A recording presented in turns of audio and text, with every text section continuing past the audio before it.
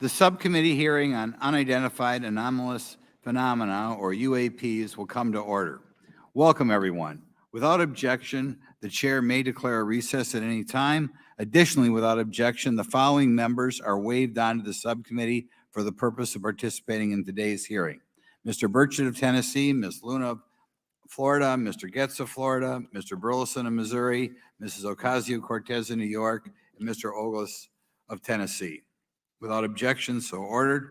For today's subcommittee hearing, both the chair and ranking member will have 10 minutes for opening remarks. We may both be giving some of those minutes to other members of our party. I'm now going to recognize myself for 10 minutes. I'm actually going to try to get out of here in about 4, and then we'll give it to some of my friends over here. Good morning and welcome to the most exciting subcommittee in Congress this week, the Subcommittee on National Security, the Border, and Foreign Affairs, for discussion of unidentified anomalous phenomenon. I'd like to thank the brave military pilots and personnel, such as the witnesses on the panel today, for sharing their stories on how they've engaged UAPs, which has brought attention to this matter.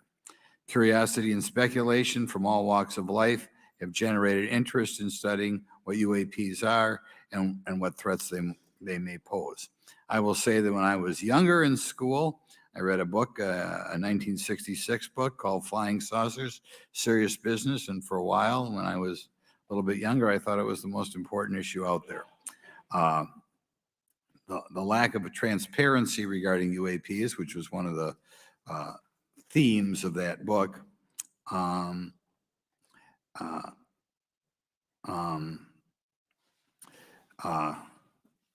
in any event, it's led to interest in studying what UAPs are and what threats they pose. The lack of transparency regarding UAPs has fueled wild speculation and debate for decades, eroding public trust in the very institutions that are meant to serve and protect them, as is evidenced by the large number of people we have here. I also want to point out in 1966, President Gerald Ford claimed to have seen a UFO, and in 1969 in Georgia, Jimmy Carter claimed to have seen a UFO. So this has led Congress to establish entities to examine UAPs. The National Defense Authorization Act of 2022 established the All-Domain Anomaly Resolution Office, or AARO, to conduct or to coordinate efforts across the Department of Defense and other federal agencies to detect, identify, and investigate UAPs. However, AARO's budget remains classified, prohibiting meaningful oversight from Congress.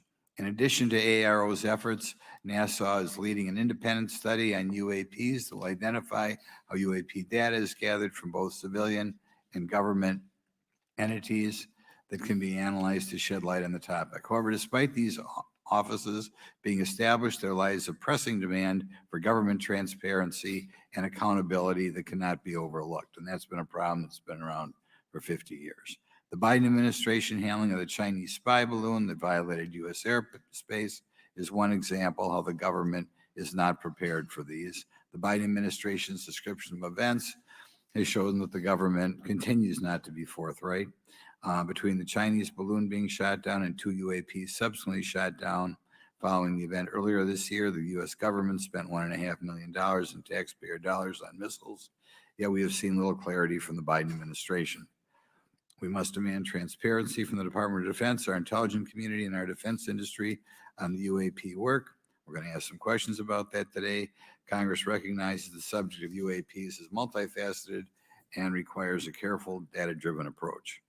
Today, we'll see clarity from these witnesses' testimonies, or we'll seek clarity as to what can be done to improve reporting for military and civilians and remain committed to objective inquiry. Congress should work to ensure that knowledge is not driven by fear. Today, we are not just debating the existence of UAPs, we are deliberating on the principles that define our republic, which is a commitment to transparency and accountability.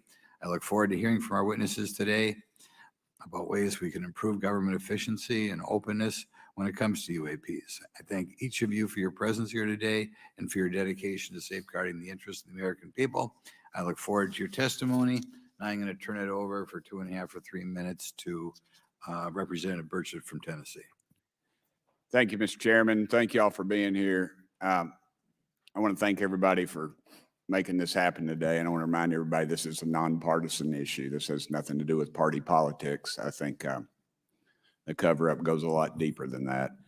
I also want to thank my colleagues, Representative Anna Paulina Luna, sitting beside me here, Jared Moskowitz, my friend across the aisle, has an incredible mind, and I'm anxious to hear his questions. My buddy Eric Burleson, and it's not in my notes here, but Matt Gates. If it hadn't been for Matt Gates, myself, him, and Luna would still be down at Eglin Air Force Base trying to get some answers. He's got an incredible legal mind. Also, I know I saw it in the crowd there, George Knapp, my buddy Jeremy Corbell. They're not witnesses, but they've provided some statements on this subject, and I seek unanimous consent to enter those statements into the record, Mr. Chairman. Without objection. Also, would like to enter in, I understand now that this is unclassified and it's public record, but as we all know, that's sometimes difficult for the public to get a hold of. A report, Defense Intelligence reference documents, advanced space propulsion based on vacuum, space-time metric engineering, some light reading for some of our members. Without objection. Thank you. Mr. Knapp wrote, since 1969, the position of our military has been that UFOs pose no threat to national security and are not worthy of further study. I'd say that's the biggest understatement of the decade. He also goes on to talk about the dismissive attitude. It's at odds with what was revealed in documents, reports, and internal memos. Mr. Cabral says, as he writes these words, the UFO is emerging as a major topic of global importance. I can state that as a fact. Out there, I met a fellow who came in here all the way from Denmark to be here for this meeting. So this is huge. This is worldwide. I think we suspect what's going on, but I'd also like to thank the members of Congress who have supported our efforts to make this hearing happen. Some have even confided to me that they've had UFO sightings of their own. Those members, of course, some of them wish to remain anonymous, and I'll keep it that way. But also, finally, I'd like to thank these three brave witnesses here. They took an oath. They took an oath to uphold the Constitution of the United States, and dadgummit, they're doing it. And we owe them a debt of gratitude.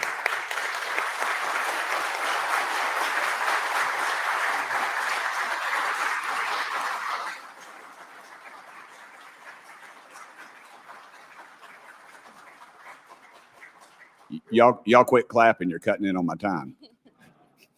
Just kidding. These folks, they've got nothing to gain from this. And I think you're going to find out that they've endured quite a few slings and arrows. We need to remember them in our prayers and their families. And I'm thankful to them for their honest testimonies. They have done interviews and appeared in documentaries like Accidental Truth to get their stories out there. And now they are all here to testify under oath for Congress. It's been so difficult to get here today. I said, in the Baptist church, we'd say that the devil's in our way. And the devil has been in our way through this thing. We've run into roadblocks from members, from the intelligence community, the Pentagon. I proposed legislation to go in the FAA reauthorization that just said if an airline pilot has a sighting, that when he makes that report to the FAA, that it would come to Congress. But I was told that the intelligence community did not like that, and the amendment was not even heard in committee. I think it's time for this country to take back our country. We need to tell the folks at the Pentagon they work for us. Dadgummit, we don't work for them. And that's exactly the point. This is an issue of government transparency. We can't trust a government that does not trust its people. We're not bringing little green men or flying saucers into the hearing. Sorry to disappoint about half y'all. We're just going to get to the facts. We're going to uncover the cover-up, and I hope this is just the beginning of many more hearings and more people coming forward about this. And I yield back the remainder of my time. I think, is it to Representative Luna, Mr. Chairman? Or is that? Yeah, we'll call Ms. Luna for her statement. The circumstances surrounding UAPs has captivated the attention of the American people for decades, ingrained in even the minds of our nation's leaders from Jimmy Carter to Barack Obama, Hillary Clinton to Donald Trump, Marco Rubio to Chuck Schumer, John Radcliffe to National Security Council officials. Yet from Roswell, New Mexico to the coast of Jacksonville, Florida, the sightings of UAPs have rarely been explained by the people who have firsthand accounts of these situations. This is largely due to the lack of transparency by our own government and the failure of our elected leaders to make good on their promises to release explanations and footage and mountains of overclassified documents that continue to be hidden from the American people. This isn't just how I feel. In fact, the American people largely believe that the government has actively covered up the truth about UAPs. One poll in particular found that 68% of Americans believe that the government is hiding information about UAPs and not being honest about what we know about them. And from my personal experience, I believe the same thing.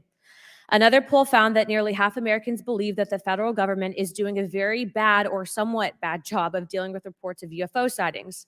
As Representative Burchett just referenced on the FAA bill that just went through, you can tell that that's exactly happening. Considering the thousands of testimonies and videos taken on people's phones and eyewitnesses' accounts made by credible witnesses such as doctors, pilots, scientists, and active duty service members, it is unacceptable to continue to gaslight Americans into thinking that this is not happening or that the potential of intelligent life forms exists other than humans.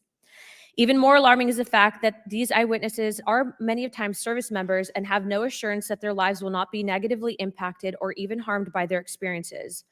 In being an active duty service member working on an airfield, I've had conversations with many pilots where they were in fear of coming forward for retribution and or being taken off flight status. How do we know this? Because the government has said nothing to assure us otherwise. They have also did nothing to calm the concerns of over 20% of Americans who have reported to have seen UFOs or UAPs.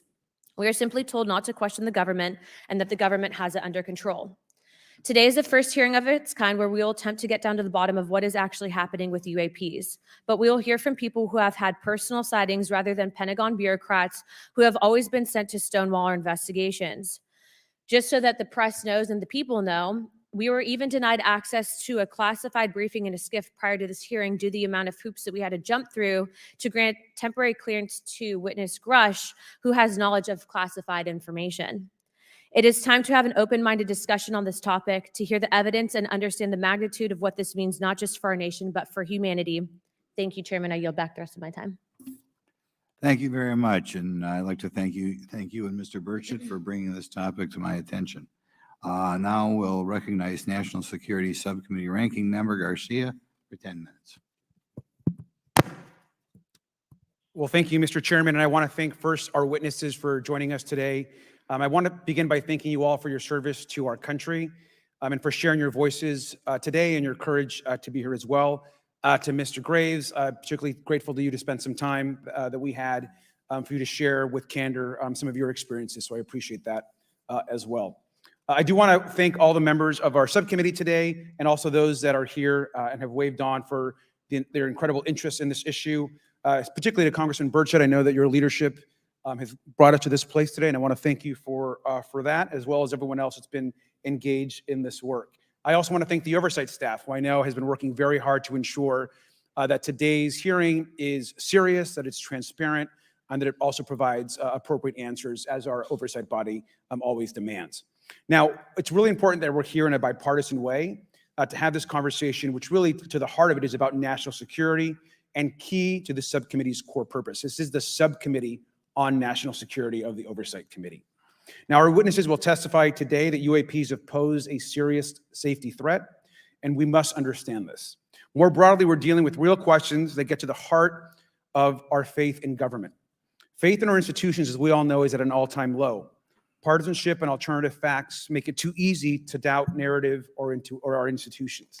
But this hearing will offer the public unique perspectives, building on years of reporting by both federal agencies and the independent media. Now, some of the earliest reporting on this issue was a groundbreaking 2017 New York Times report, which revealed research, as we know now, on unidentified anomalous phenomena, or as many call UFOs, by the Defense Intelligence Agency. Mr. Graves and Commander Fravor's experiences with UAPs have also been documented by the public, not just by the New York Times, but CNN and many other national news outlets.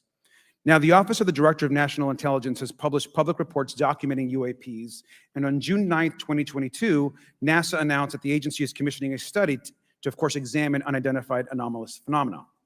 Now, the sheer number of reports, whistleblowers, and stories of unidentified anomalous phenomena should raise real questions and warrant investigation and oversight, and that's why we are here today. Now, pilots have reported encounters for years. Now, because of the stigma around reporting these incidents, we still don't have a complete picture of actually what's going on, particularly as our witnesses will testify on the civilian side, and that is a real problem that we have today in the country. Now, it's very important that we show that Democrats and Republicans in Congress can come together in a bipartisan way to cut through misinformation and to look at the facts in a serious and thoughtful manner.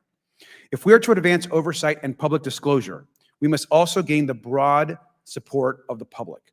We will succeed getting facts out to the public faster if there is a broad public support as part of the process.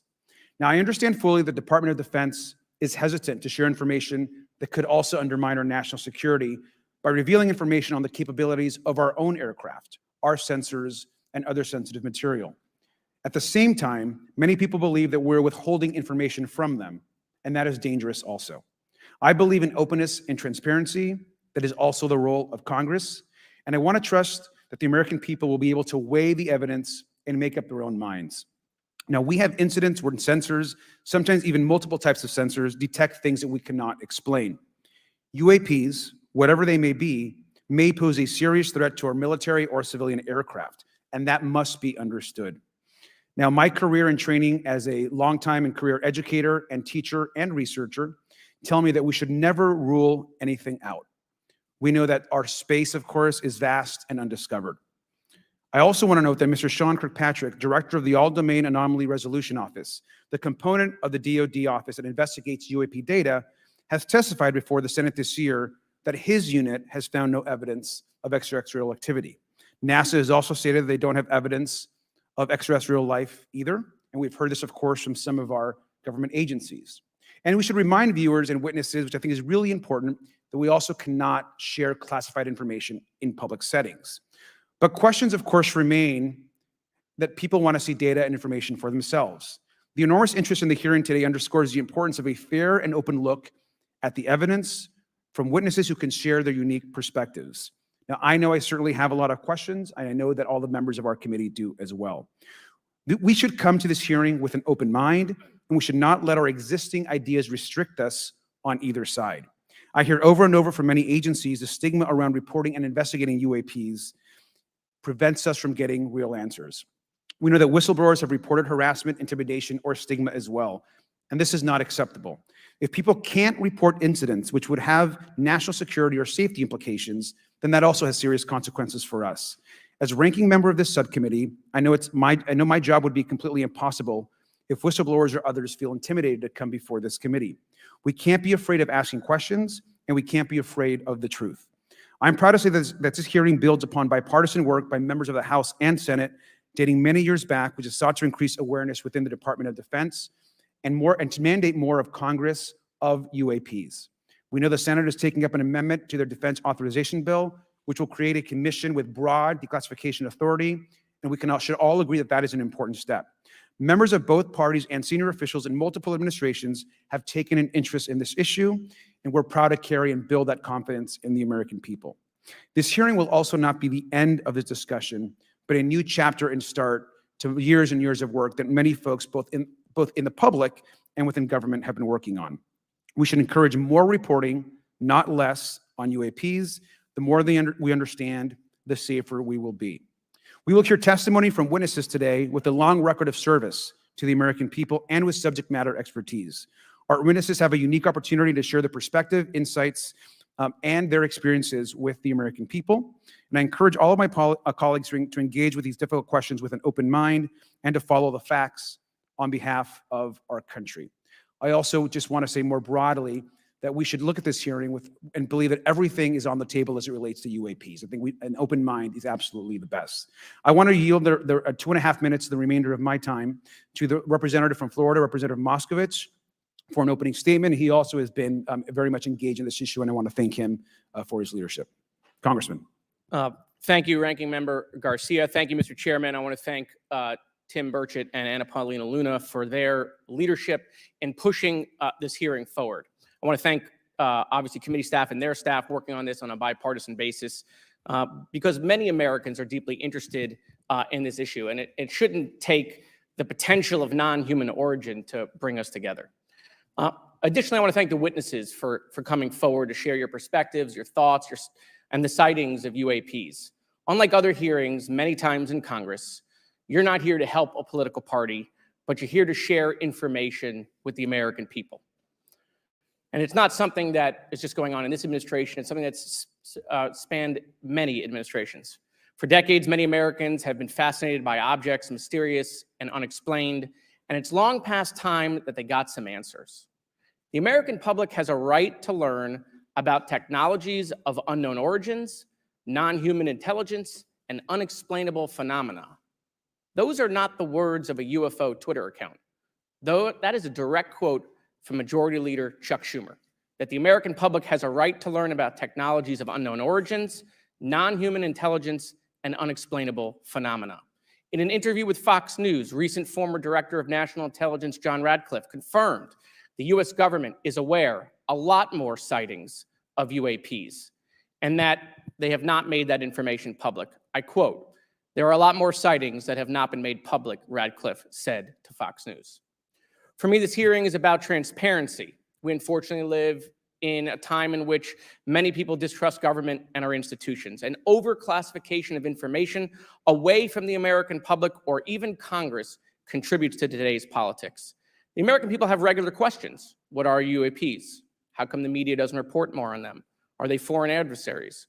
Are they US technology? Are they something else? They ask themselves, how come when a Russian jet shoots flares at one of our drones, we have perfect pictures and videos to show the American people and the world, but when it comes to UAPs, nothing? Of course, we must always protect our national security to maintain our superiority, like when stealth helicopters were only rumored to exist, but were used in the Osama bin Laden raid in 2011. But we can't allow that to be used as a shield to keep the American people completely in the dark from basic truths. The American people deserve to hear more about special access programs. Congress has a right to know if there's any unsanctioned weapons development, satellite imagery that has not been provided to Congress. Congress created the All-Domain Resolution Office in the NDAA of 2022. In its initial analysis, there are 171 uncharacterized UAP reports, and this is the words from the report, that appear to have demonstrated unusual flight characteristics or performance capabilities. I believe more information is known about the 171 instances. It's time for Congress to reinsert ourselves. I call on our military leaders and intelligence officials to release more information to the American people about UAPs. And to our military leaders, if there's nothing to conceal, let Congress go to Wright-Patterson Air Force Base, the Dugway Proving Ground, or even Groom Lake in Nevada. We should have disclosure today. We should have disclosure tomorrow. The time has come. Thank you, Ranking Member. Thank you, Mr. Moskowitz, and I would yield back now to our chairman. Thank you. Right, now I'd like to introduce our witnesses. Our first witness is Lieutenant Ryan Graves. He's the Executive Director of Americans for Safe Aerospace. Lieutenant Graves is also a former U.S. Navy F-18 pilot with his own UAP experience. The next witness, David Grusch, is a former senior intelligence officer with the National Geospatial Intelligence Agency and was a senior technical advisor for UAP issues. And finally, retired Navy Commander David Fravor, squadron leader who worked as a naval aviator for 18 years. Mr. Fravor has his own UAP experience known as the TikTok event. I look forward to hearing from all three of you today. Pursuant to Committee Rule 9G, the witnesses will please stand and raise their right hands. Do you solemnly swear or affirm that the testimony you are about to give is the truth, the whole truth, and nothing but the truth, so help you God? Let the record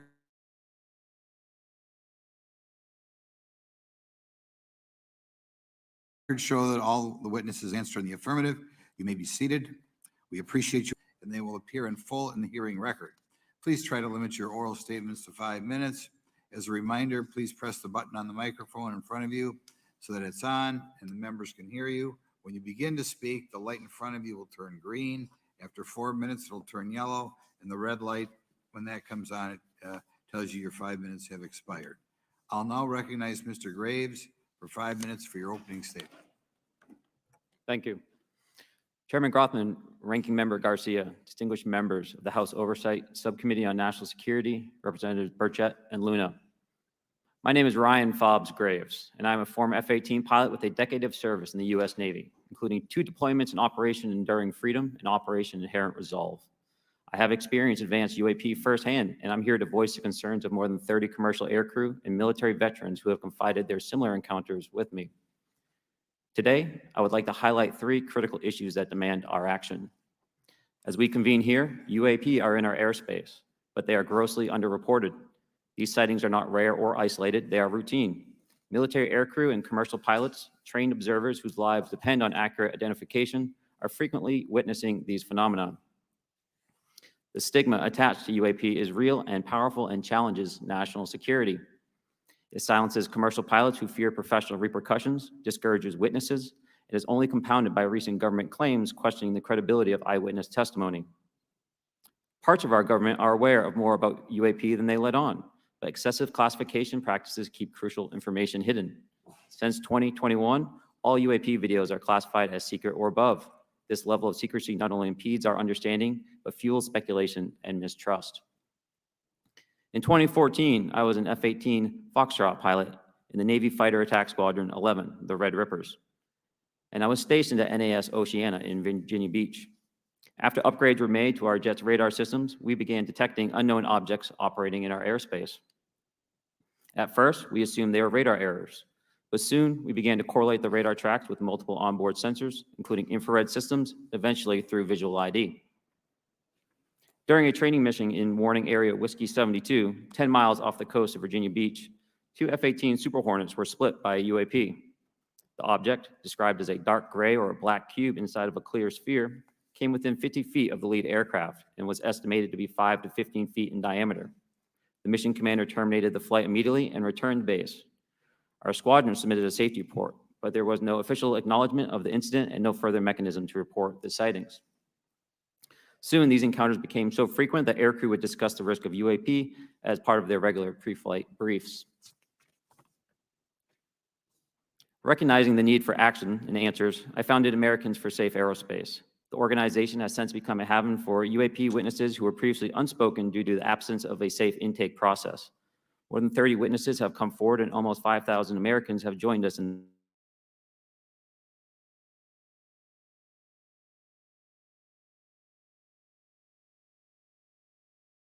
the fight for a transparent experience.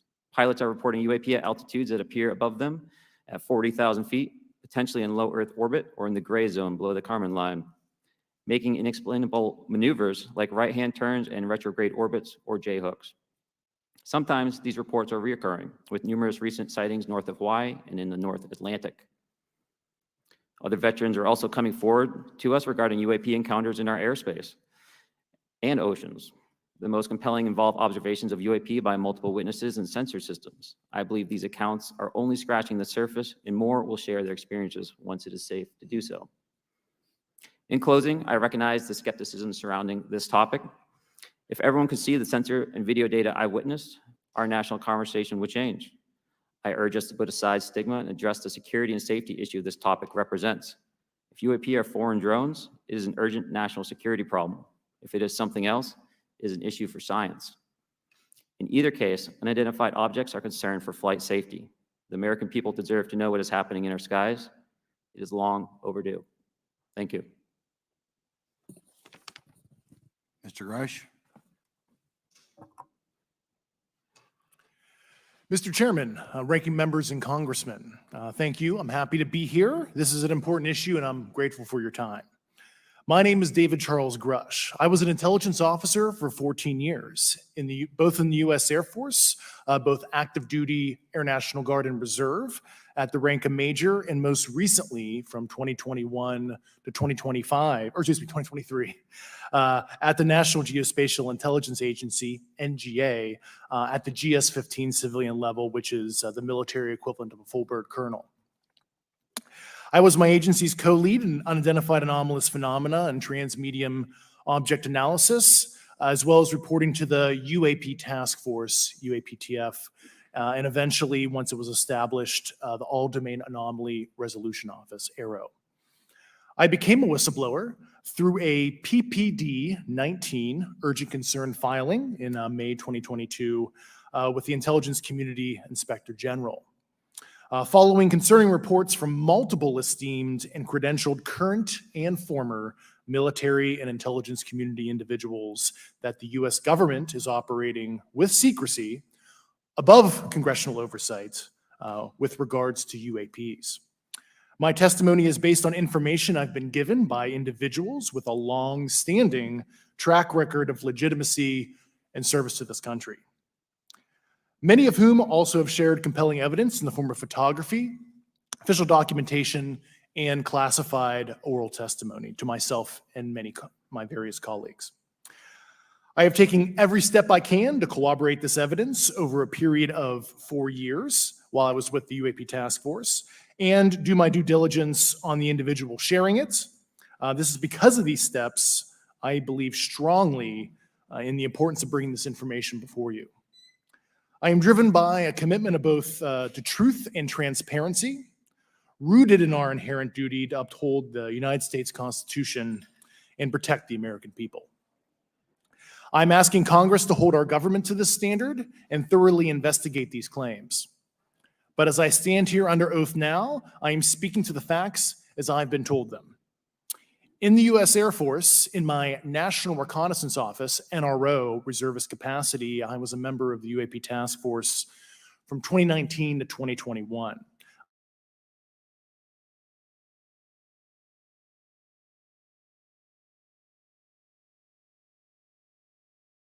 I served at the NRO, which I was the Reserve Intelligence Division Chief backup. In 2019, the UAP Task Force Director asked me to identify all special access programs and controlled access programs, also known as SAPs and CAPs, we needed to satisfy our congressionally mandated mission, and we were direct report at the time to the DepSecDef. At the time, due to my extensive executive level intelligence support duties, I was cleared to literally all relevant compartments and in a position of extreme trust, both in my military and civilian capacities. I was informed in the course of my official duties of a multi-decade UAP crash retrieval and reverse engineering program, to which I was denied access to those additional read-ons when I requested it. I made the decision, based on the data I collected, to report this information to my superiors and multiple inspectors general, and in effect becoming a whistleblower. As you know, I've suffered retaliation for my decision, but I am hopeful that my actions will ultimately lead to a positive outcome of increased transparency. Thank you, and I'm happy to answer your questions. Thank you. Commander Fravor? Thank you. Thank you, Mr. Chairman, Congressmen, Congresswomen. I want to first thank you for the invitation to speak to the committee on the UAP topic that has been in the news for the past 6 years and seems to be continuing to gain momentum. As you know, my name is David Fravor. I'm a retired commander in the United States Navy. In 2004, I was a commanding officer of Strike Fighter Squadron 41, the world-famous Black Aces. We were attached to Carrier Wing 11, stationed on board the USS Nimitz, and had begun a 2-month workup cycle off the coast of California. On this day, we were scheduled for a 2v2 air-to-air training with the USS Princeton as our control. When we launched off Nimitz, my wingman was joining up. We were told that the training was going to be suspended and we were going to proceed with real-world tasking. As we proceeded to the west, the air controller was counting down the range to an object that we were going to, and we were unaware of what we were going to see when we arrived. The controller told us that these objects had been observed for over 2 weeks, coming down from over 80,000 feet, rapidly descending to 20,000 feet, hanging out for hours, and then going straight back up. For those who don't realize, above 80,000 feet is space. We arrived at the location at approximately 20,000 feet, and the controller called merge plot, which means that our radar blip was now in the same resolution cell as the contact. As we looked around, we noticed that we saw some whitewater off our right side. It's important to note that the weather on this day was as close to perfect as you could ask for off the coast of San Diego. Clear skies, light winds, calm seas, no whitecaps from waves. So the whitewater stood out in a large blue ocean. All 4 of us, because we were in F-18Fs, so we had pilots and Wizzo in the back seat, looked down a small, saw a white tic-tac object with a longitudinal axis pointing north-south and moving very abruptly over the water like a ping pong ball. There were no rotors, no rotor wash, or any sign of visible control surfaces like wings. As we started clockwise towards the object, my wizzo and I decided to go down and take a closer look with the other aircraft staying in high cover to observe both us and the Tic Tac. We proceeded around the circle about 90 degrees from the start of our descent, and the object suddenly shifted its longitudinal axis, aligned it with my aircraft, and began to climb. We continued down another 270 degrees, nose low, where the Tic Tac, or we considered 270 degrees to where, and we went nose low to where the Tic Tac would have been. Our altitude at this point was about 15,000 feet, and the Tic Tac was about 12,000. As we pulled nose onto the object, within about a half mile of it, it rapidly accelerated in front of us and disappeared. Our wingman, roughly 8,000 feet above us, lost contact also. We immediately turned back to see where the whitewater was at, and it was gone also. So as we started to turn back towards the east, the controller came up and said, "Sir, you're not going to believe this, but that thing is at your cap point roughly 60 miles away in less than a minute." You can calculate the speed. We returned to Nimitz. We were taking off our gear. We were talking to one of my crews that was getting ready to launch. We mentioned it to them, and they went out and luckily got the video that you see, that 90-second video. What you don't see is the radar tape that was never released, and we don't know where it's at, of the active jamming that the object put on an APG-73 radar, and I can get into modes later if you're interested. What is shocking to us is that the incident was never investigated. None of my crew were ever questioned. Tapes were never taken. And after a couple days, it turned into a great story with friends. It wasn't until 2009 till Jay Stratton had contacted me to investigate. Unbeknownst to all, he was part of the ATIP program in the Pentagon led by Lou Elizondo. And there was an unofficial report that came out that's now on the internet. Years later, I was contacted by the other pilot, Alex Dietrich, and asked if I'd been contacted. And I said, no, but I'm willing to talk. I was contacted by Mr. Elizondo, and we talked for a short period of time, and he said we'd be in contact. A few weeks after that, I was made aware that Lou had left the Pentagon in protest and joined forces with Tom DeLonge, Chris Mellon, Steve Justice, and others to form Two Stars Academy, an organization that pressed the issue with leading industry experts and U.S. government officials. They worked with Leslie Keene, who is present today, Ralph Blumenthal, and Helene Cooper to publish the articles in the New York Times 2017 New York Times. And it removed the stigma on the topic of UFOs, which is why we're here today. Those articles open the door for the government and public that cannot be closed. It has led to an interest from our elected officials who are not focused on little green men, but figuring out where these craft are, where they're from, the technology they possess, how do they operate. It also led to the Whistleblower Protection Act and the NDAA. There are multiple witnesses coming forward to say that have firsthand knowledge, and Mr. Grusch just covered that. What concerns me is that there's no oversight from our elected officials on anything associated with our government processing or working on craft. Believe it, not from this world. This issue is not a full public disclosure that can undermine national security, but it is about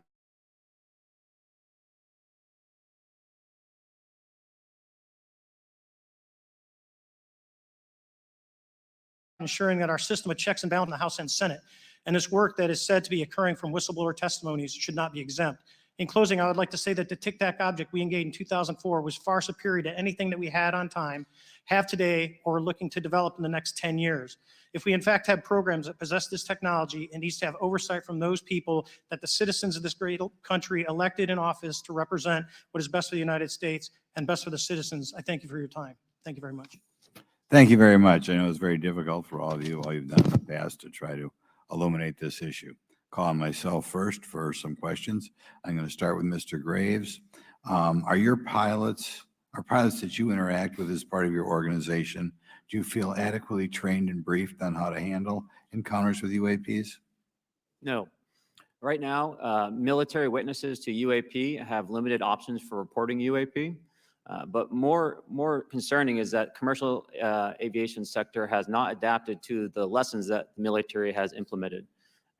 The military and Department of Defense has stated that UAP represent a critical aviation safety risk.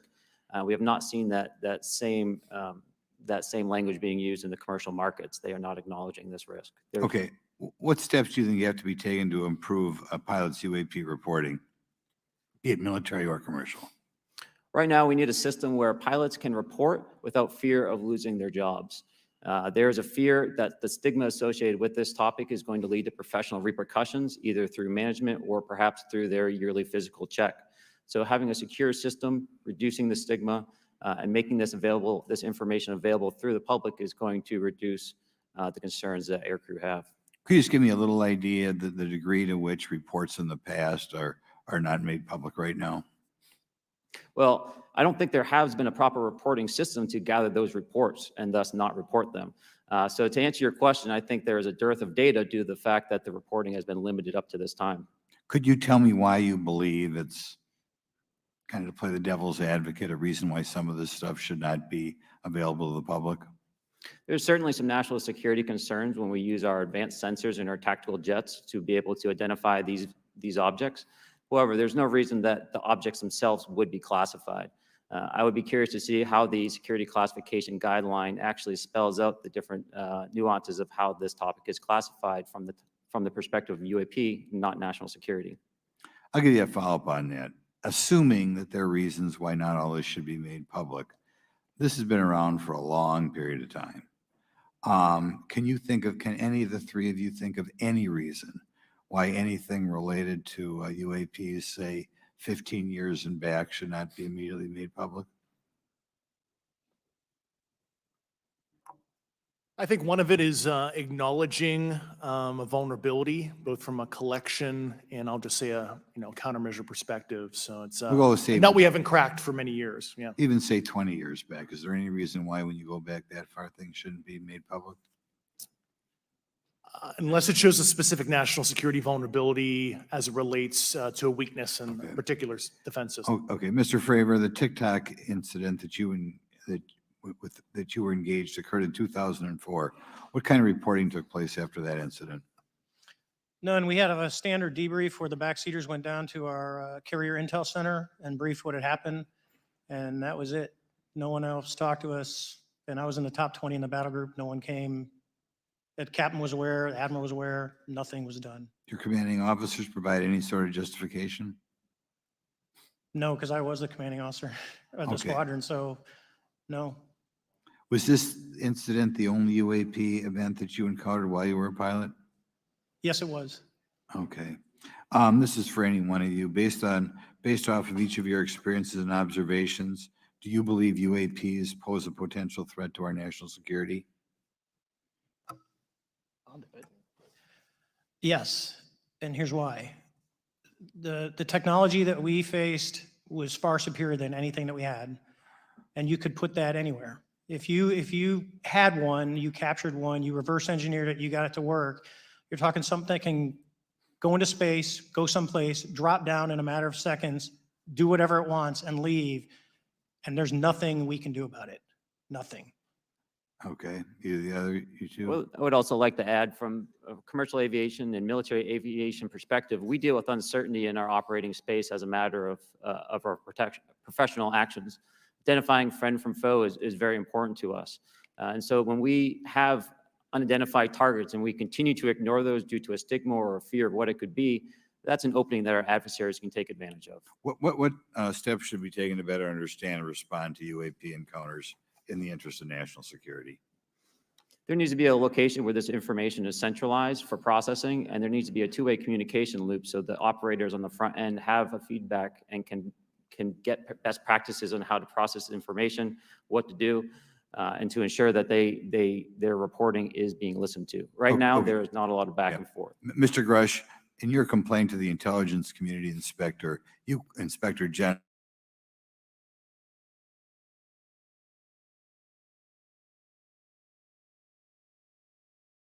you claim that you Unclassified manner, as you know, the preponderance of my complaint was classified to the intelligence communities.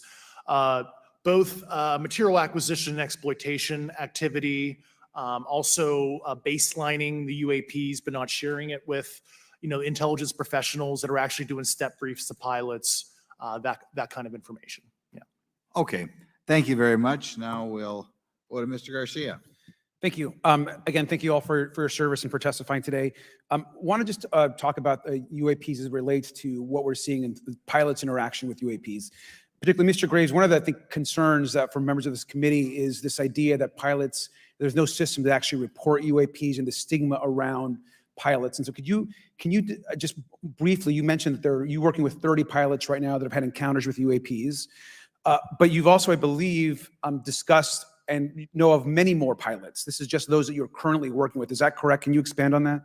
Certainly. I'll break that down in two ways. First, when we were first experiencing these objects off the eastern seaboard in the 2014 to 2015 time period, anyone that had upgraded their radar systems were seeing these objects. So there was a large number of my colleagues that were detecting these objects off the eastern seaboard. They were further correlating that information with the other onboard sensors, and many of them also had their own eye sightings as well of these objects. Now, that was our personal firsthand experience at the time. Since then, as I've engaged this topic, others have reached out to me to share their experiences, both on the military side as well as the commercial aviation side. On the military aviation side, veterans that have recently got out have shared their stories and have expressed how the objects we were seeing in 2014, 2015 continued all the way to 2019, 2020, and beyond. And so it became a generational issue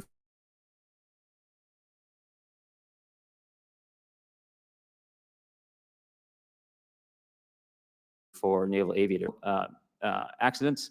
And now with commercial aviators, they are reaching out because they're having somewhat similar experiences as our military brothers and sisters, but they do not have any reporting system that they can send this to.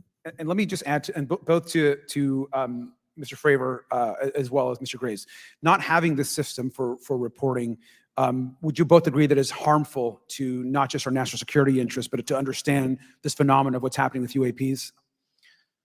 I think it's actually a travesty that we don't have a system to correlate this and actually investigate. You know, so if you took the East Coast, you know, there's coastal radars out there that monitor our air defense identification zone, so out to 200 miles. They can track these, you know, so when you see them, they could actually go and pull that data and get maneuvering. And instead of just having the airplanes, there's other data sources out there. And I've talked to other government officials on this. So you need a centrally located repository that these reports go to. So if you just stuck it in DOD, you wouldn't get anything out of the Intelligence Committee because they have a tendency to not to talk. But if you had a central location where these reports would come in, not just military, but also commercial aviation, because there's a lot of that going on, especially if you talk to anyone that flies from here to Hawaii, over the Pacific, they see odd lights. So I think you need to develop something that allows you a central point to collect the data in order to investigate. Mr. Graves? I would concur with everything Mr. Fravor said. I'll continue to say that the commercial pilots that have reached out to me through Americans for Safe Aerospace are doing so because they don't feel there's another way for them to report this safety issue. And I think one of the clear outcomes of this hearing already is that there has to be a safe and transparent reporting process for pilots, both on the commercial side and the military side, to be able to report UAPs in a way that's also transparent, but also understands the scope of our national security interests and what may be classified or not. But I think there has to be some sort of system. And so that's something that I hope can be an outcome that this committee can work on. Is there anything else for the two of you briefly beyond this reporting system that you think that we can do as a government to encourage and facilitate more civilian reporting? I think we're doing it right now. Okay, great. I think this hearing is going to show the American people that their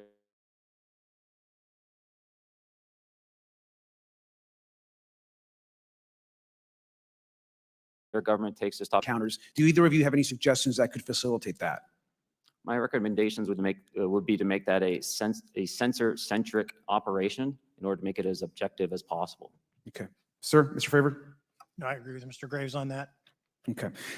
Just briefly, I also just want to note, particularly for the two pilots, and I have a question for Mr. Grusch. One of the things that I found fascinating in our discussion, Mr. Graves, last night as well, is that you both described UAPs and formations and the way they are observed in space or in our air, and the way that they move is essentially ways in which current technology or aircraft that we know of are unable to actually function or move.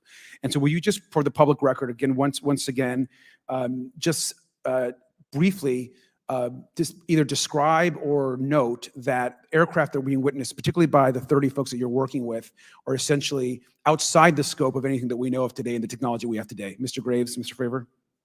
Yes, the objects that are being seen by commercial pilots are performing maneuvers that are unexplainable due to our current understanding of our technology and our capabilities as a country. And that applies for the military as well. Mr. Fravor?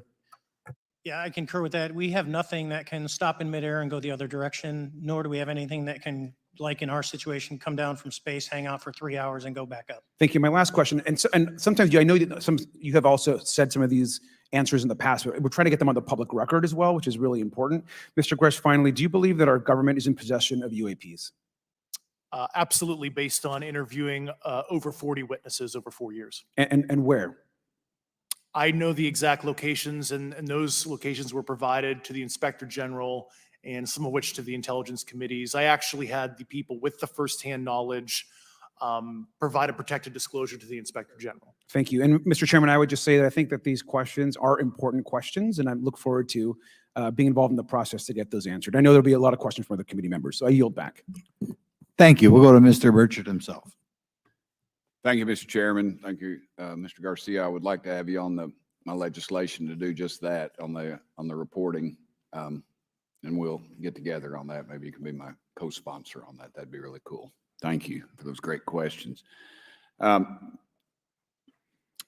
Mr. Graves, again, I'd like to know, how do you know that these were not our aircraft? Some of the behaviors that we saw in a working area, we would see these objects being at 0.0 Mach, that's 0 airspeed, over certain pieces of the ground. So what that means, just like a river, if you throw a bobber in, it's going to float downstream. These objects were staying completely stationary in Category 4 hurricane winds. These same objects would then accelerate to supersonic speeds, 1.1, 1.2 Mach, and they would do so in very erratic and quick behaviors that I don't have an explanation for. Okay. Have you spoken to commercial and military pilots that have seen these off of our East Coast? I have. Okay. Mr. Fravor, I noticed that in the Tic Tac video, it's Tic Tac like the candy, not TikTok like the Chinese Communist app. That's correct. Yes, sir. I just want to make that because my daughter corrected me on that and called me a boomer and said, "Hey, boomer." And I said, "No, baby, it's Tic Tac like the candy. You're going to have to just look it up." And but now I would also like to say today is a day of many firsts. It's a miracle that we're having this meeting, and it's also a miracle that my wife has put up with me for 9 years today. Today is my anniversary, so I want to tell my wife happy anniversary and that I love her very much. As she likes to say, this 9 years have been the best 2 years of her life. So thank you. Mr. Fravor, what astonished you the most about the flight capabilities of these Tic Tac, very briefly? The performance, absolute performance. It was. And you're not aware of any other objects that anybody in the world has, in this world, that has those capabilities? No, I think it's far beyond actually our material science that we currently possess. Are you aware of any other reconnaissance platforms that have tracked or recorded the Tic Tac's maneuvers, maybe the NORAD system or any of the others? I am not. Okay. Mr. Grusch, thank you for being here, brother. Thank you all very much. Have you faced any retaliation or reprisals for any of your testimony or anything on these lines? Yeah, I have to be careful what I say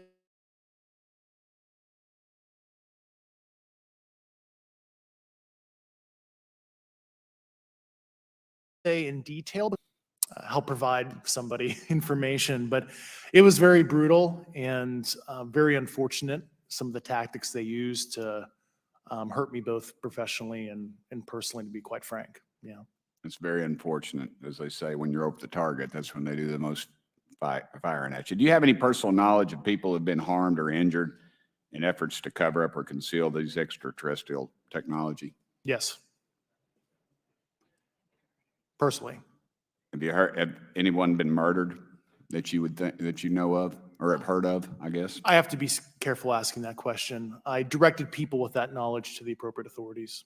Maybe in a, if we could get in a confidential area, SCIF, we could talk about that. But unfortunately, we were denied access to the SCIF, and that's very unfortunate in this scenario. Mr. Fravor, do you believe that you witnessed an additional object under the water in relation to your encounter? I will say we did not see an object. There was something there to cause the whitewater, and when we turned around, it was gone. So there was something there that obviously moved. Okay, it was not the same object though that you were looking at, correct? No, we actually joked that the Tic Tac was communicating with something when we came back, and because the whitewater disappeared. We were in another instance, we're told about the capabilities of a jamming during viewing of when there were some people chasing some of these objects. Did you experience any of that jamming or interrupting your radar or weapons system?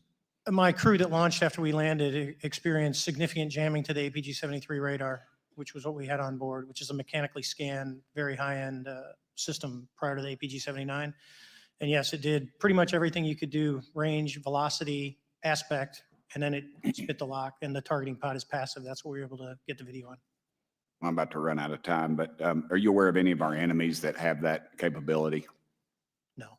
Okay, I would also like to note for the record that, like George Knapp, breaking Area 51, he's the reason I knew about that. And the reason I know about the Tic Tacs is Leslie Keene from New York Times article, and I would encourage everybody to read that. Thank you, Mr. Chairman. Yield back to you for no time. Very good. Mr. Raskin? Thank you, Mr. Chairman. Mr. Graves, you reported UAP encounters during training flights, I think, and have since come forward to warn the Pentagon that these encounters may be putting pilots at risk. My first question is, you've identified these as taking place on the East Coast. Is it just on the East Coast where these encounters have been reported? No, since the events initially occurred, I've learned that the objects have been detected essentially where all operations, Navy operations are being conducted across the world. And that's from the All-Domain Anomaly Resolutions Office reporting. All right, can you describe your experience after you decided to come forward and go public with your experience? Certainly. Like many others, in 2017, I saw the New York Times article come out as well. And for me, it was special because I recognized the voices on the video. I recognized the video itself. I had seen it when it was taken. I seen it when it was debriefed. And so that was kind of shook me because I realized that this problem was still ongoing. And so I reached out to colleagues back on the East Coast and realized that this was still a safety risk that they were dealing with, that they had essentially hit a wall with how they could move forward on this conversation. It was at that point when I decided to try to move the conversation forward myself. Are there common characteristics to the UAPs that have been cited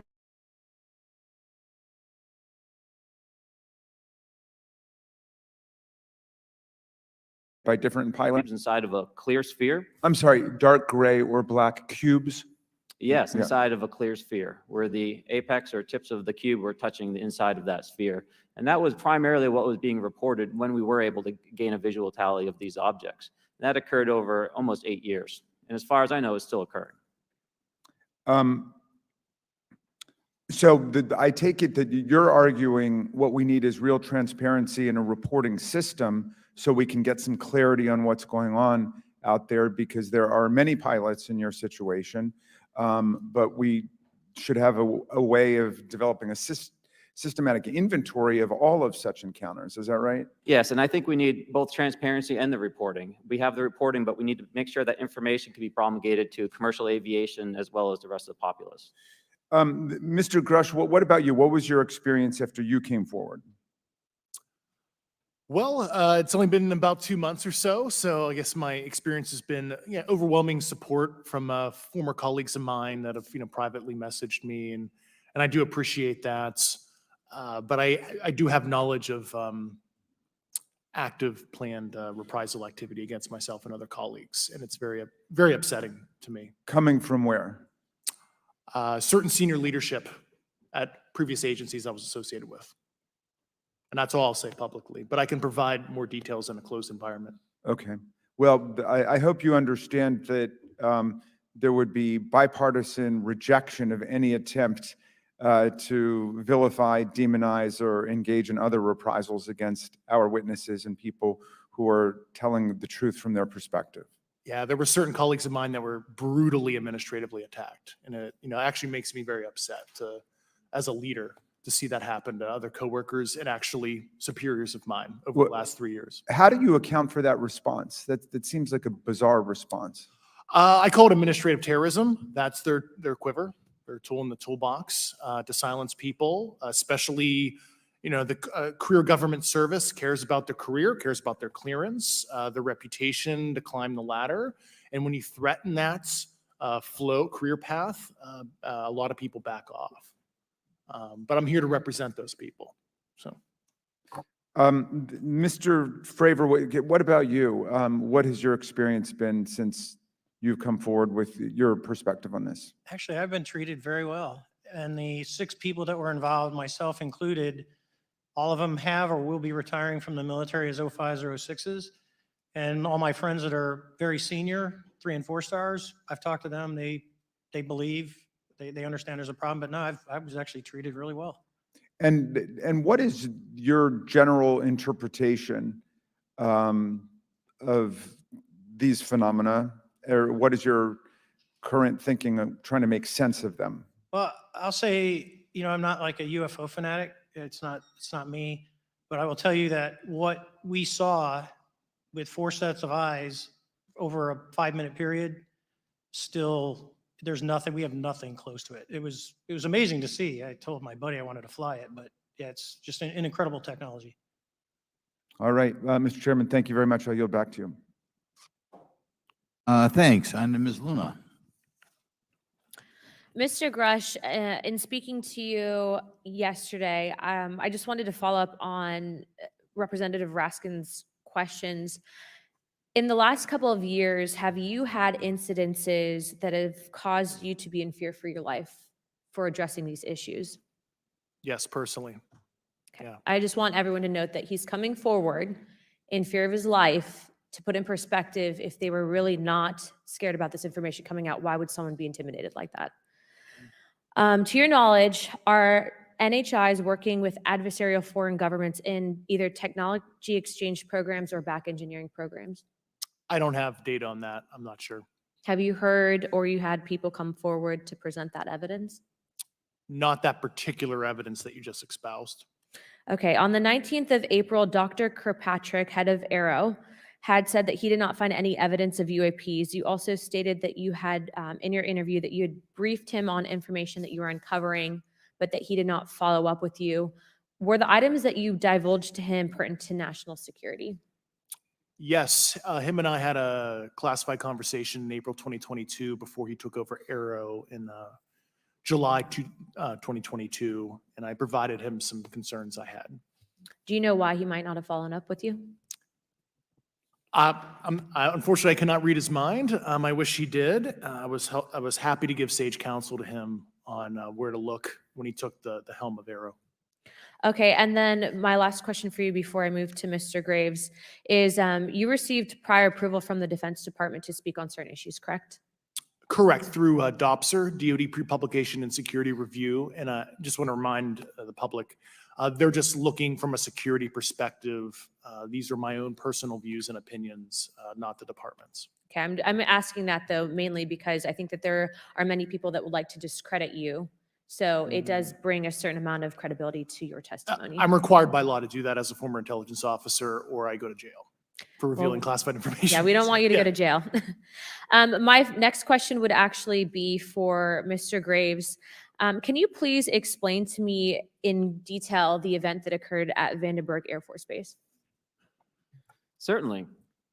In the 2003 timeframe, a large group of Boeing contractors were operating near one of the launch facilities at Vandenberg Air Force Base when they observed a very large 100-yard sided red square approach the base from the ocean and hover at low altitude over one of the launch facilities.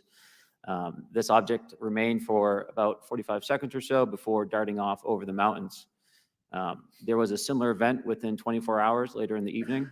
This was a morning event, I believe 8:45 in the morning. Later in the evening, post-sunset, there were reports of other sightings on base, including some aggressive behaviors. These objects were approaching some of the security guards at rapid speeds before darting off. And this is information that was received through one of the witnesses that have approached me at Americans for Safe Aerospace. Was this documented in any official form, whether it was a police blotter? Yes, they had official documentation and records from the event that the witness held over the years. And I'm not going to ask you to do it right now for time reasons, but you'd be able to sketch what was witnessed, correct? And have you seen that before on any other equipment and or during your flight time? I have not seen what they've described. This object was estimated to be almost the size of a football field, and I have not seen anything personally that large. Okay, and then another question on follow-up referencing the gimbal video Go Fast incident. Can you just clarify, because to our understanding, the footage was actually cut off at a certain point, but what happens at the end of that video, just for those Americans specifically there that are wanting to know about the rest of that footage? Certainly. There was some uncertainty or instability with the object. It seemed to rock a bit. And that's the last I had seen of the video. Much of the data that I would recommend be analyzed would consist of radar data that would provide precise kinematics on the object, as well as the fleet of objects that were operating nearby. Okay, and follow-up in regards to the reporting procedures that Mr. Garcia had addressed on, as well as Representative Burchett, with the FAA, to your understanding, pilots that are seeing this, commercial airline pilots, are they receiving cease and desist letters from corporations for coming forward with information in regards to safety for potential airline passengers? I have been made privy to conversations with commercial aviators who have received cease and desist orders. So the American public should know that corporations are putting their own reputations on the basic, not the line, but ahead of the safety of the American people. And I think, would you agree with that statement? It appears so. Okay. And I guess this would be my last, oh, I'm out of time. I yield. I'll be back. Good. Mr. Moskowitz. Thank you, Mr. Chairman. Gentlemen, let's talk about the laws of physics for a second. Mr. Graves and Commander Fravor, I heard you talk about speed. When those objects broke the sound barrier, did they make a sonic boom? I was in a jet. You can't hear anything. It's kind of loud in there. Yeah, you're not able to actually personally tell within the vehicle. I will say the objects that we were seeing, they were spherical, and they were observed up to Mach 2, which is a very non-aerodynamic shape. What about G-forces? Let's talk about G-forces of those vehicles. Could a human survive those G-forces with known technology today? No. No, not for the acceleration rates that we observed. Okay. What about what they look like? How close did you get? Did you see a seam or a rivet or a section? And what I mean is, obviously, the jets you're flying have all those things. Did these objects have those? Do you want to go around? I didn't have the detail to be able to tell that. So we got within a half mile at Tic Tac, which people say that's pretty far, but in airplanes, that's actually relatively close. No, it was perfectly white, smooth, no windows. Although when we did take the original FLIR video that is out there, when you put it on a big screen, it actually had two little objects that came out of the bottom of it. But other than that, no windows, no seams, no nothing. Mr. Grusch, as a result of your previous government work, have you met with people with direct knowledge or have direct knowledge yourself of non-human origin craft? Yes, I personally interviewed those individuals. Mr. Grusch, as a result of your previous government work, have you met with people with direct knowledge or have direct knowledge yourself about ATs, advanced technologies that the U.S. government has? Based on conventional advanced tech, I was briefed to the preponderance of the Defense Department's both space and aerospace compartmented programs, yeah. Do you have knowledge or do you have reason to believe that there are programs in the advanced tech space that are unsanctioned? Yes, I do. Okay. Yeah. And when you say that they're above congressional oversight, what do you mean? Complicated question. So there's, some, I would call it abuse here. So congressional oversight of conventional special access programs. So I'll use Title 10, so DOD as an example, right? So 10 U.S. Code Section 119 discusses congressional oversight of SAPs, discusses the DepSecDef's ability to waive congressional reporting. However, the Gang of Eight is at least supposed to be notified if a waived or waive bigoted unacknowledged SAP is created, and that's public law. Well, so that how does, I mean, I don't want to cut you off, but Yeah. how does a program like that get funded? I will give you generalities. I can get very specific in a closed session, but misappropriation of funds and Does that mean self-fund. that there is money in the budget that is said to go to a program, but it doesn't, and it goes to something else? Yes, I have specific knowledge of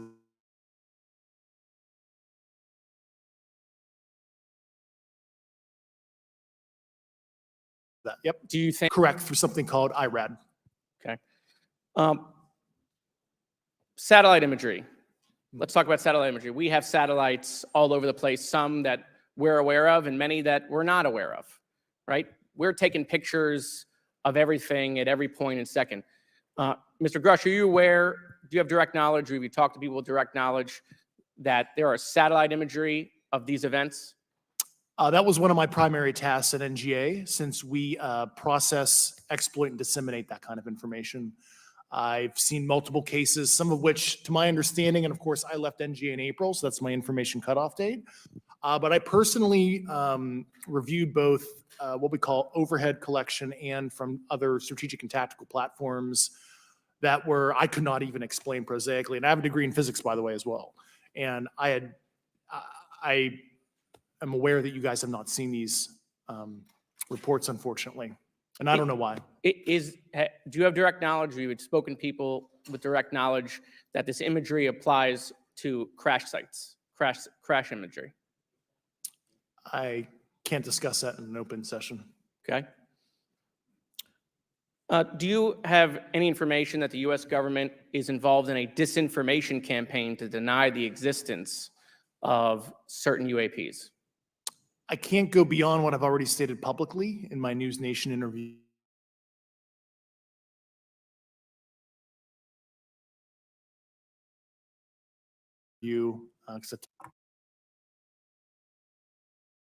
Ms. Fox? Thank you, Mr. Chairman, and I thank our witnesses for being here today. Mr. Grusch, in your sworn testimony, you state that the United States government has retrieved supposedly extraterrestrial spacecraft and other UAP-related artifacts. You go so far as to state that the U.S. is in possession of, quote, non-human spacecraft, end quote, and that some of these artifacts have circulated with defense contractors. Several other former military and intelligence officials have come forward with similar allegations, albeit in non-public settings.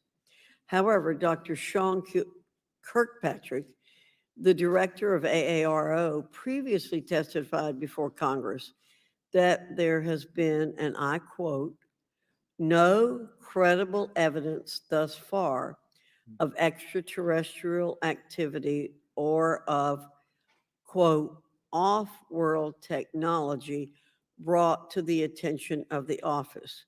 To your knowledge, is that statement correct? It's not accurate. I believe Dr. Kirkpatrick mentioned he had about 30 individuals that have come to Arrow thus far.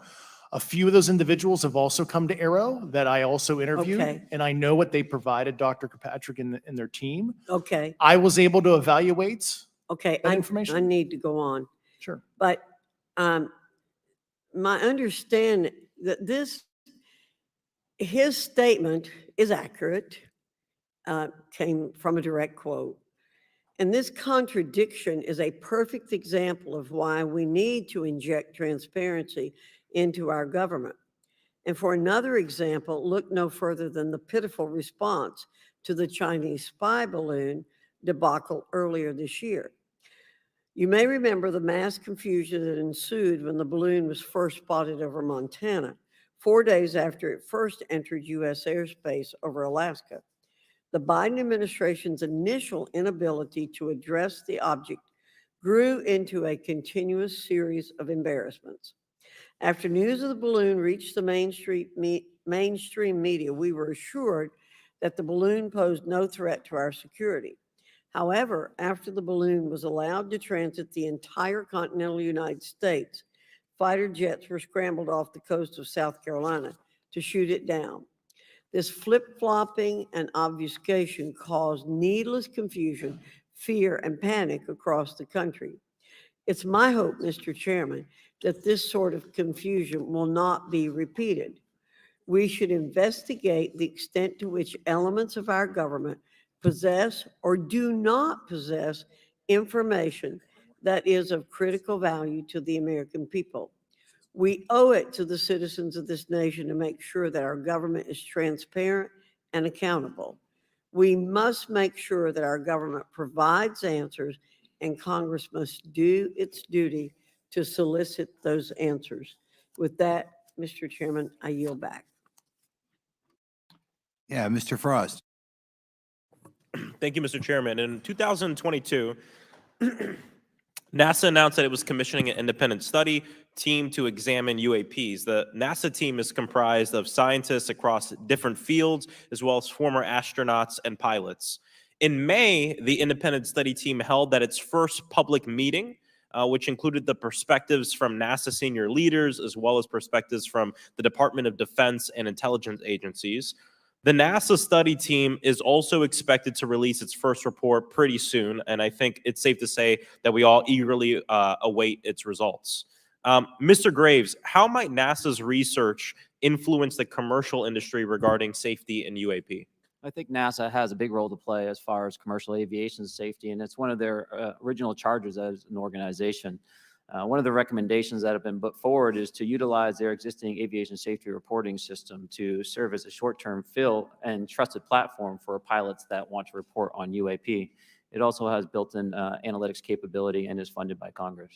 Gotcha. And also, Mr. Graves, are there any other industries that may be influenced by the NASA research on UAPs? And if so, how so? Well, I think there is a large swath of commercial capabilities that could be brought to bear on this topic, from space-based or ground-based sensor systems that are available open source or through commercial marketplaces. And I think NASA's work, as they work to identify and highlight specific parameters that can be found, we can take that information and promulgate this through the public sector so that we can have a more open conversation about what we're seeing. You know, in 2020, the Department of Defense released several videos of UAPs, including Mr. Fravor's experience, U.S. Navy pilots that recorded footage. In 2021, the Office of the Director of National Intelligence released a preliminary report on UAP events. NASA Administrator Bill Nelson stated that NASA would begin to investigate these events. In fact, I sit on Science, Space, and Technology Committee, and when we were doing a hearing with the NASA Administrator Bill Nelson, I asked, you know, why NASA needed to be fully funded, and there were many great reasons, but one of them was actually had to do with UAPs. He actually mentioned, you know, is there life out there? I don't know. And so either way, these actions ultimately led NASA to assemble the independent study team that I mentioned earlier. Also in 2021, Harvard University stood up the Galileo project to research and examine the origins of UAP. So it seems like both, you know, from NASA and in the higher education community, because of the work that y'all have done and people standing up, you know, I think we're seeing some of that stigma slowly going away. Mr. Fravor, do you believe that military pilots feeling empowered to share their UAP experiences has directly impacted the scientific community's research goals on this topic? I would say yes. I would say that, you know, starting in 2017, when it actually came out, it took that stigma away. I mean, I've talked to multiple senators who said prior to that, if you'd have mentioned UAP, you'd have been laughed off the hill. And now we're sitting here today for a public testimony on what's actually going on. You know, I'm hoping that this curve will be more of an exponential and we'll get more and more transparent to the level that we can. Yeah, yeah, I mean, it's important. I couldn't imagine, you know, I'm not a pilot, but I used to fly gliders in Civil Air Patrol. Huh? Yeah, I got, yeah. Pilot? I mean, you know. And so either way, I mean, I couldn't imagine, you know, being in the glider and seeing something and then not feeling like I had the agency to talk about it. Mr. Graves, can you discuss the importance of seeking scientists to sit on your advisory board? Absolutely. I think ultimately this is going to be a scientific problem. And not only that, it's also an engineering problem. I've been working with the American Institute of Aeronautics and Astronautics to help them stand up a UAP integration committee to help integrate their engineering prowess into this problem. And so, yes, very much, I think this is an engineering and scientific problem as much as a national security problem. And how might Congress help to facilitate partnerships between the scientific community and the UAP focus groups within government? Well, I think one of the things they can do is to have these types of hearings to communicate to the public that this is a topic of interest. I think that there is a pseudo market, if you will, of interested capabilities and talent that want to approach this topic. And we're seeing that start to grow now. So I think continued conversation, reduction of stigma is going to allow that to flourish and allow answers to help generate themselves. 100%. Well, thank you all for being here and thank you for your work. I think it's important that we keep our top scientific minds focused on this issue and look for ways to increase collaboration. Thank you so much. I yield back. Mr. Comer. Thank you, Mr. Chairman. Let me say I want to thank you for having this hearing, and I want to thank Mr. Burchett, Ms. Luna for leading this hearing. And with that, I yield my 5 minutes to Mr. Burchett. Thank you, Mr. Chairman. I'm going to direct this, I believe, to Mr. Grusch, but if any of you all feel like you need to jump in, just jump right in. We're good. Has the U.S. government become aware of actual evidence of extraterrestrial, otherwise unexplained forms of intelligence? And if so, when do you think this first occurred?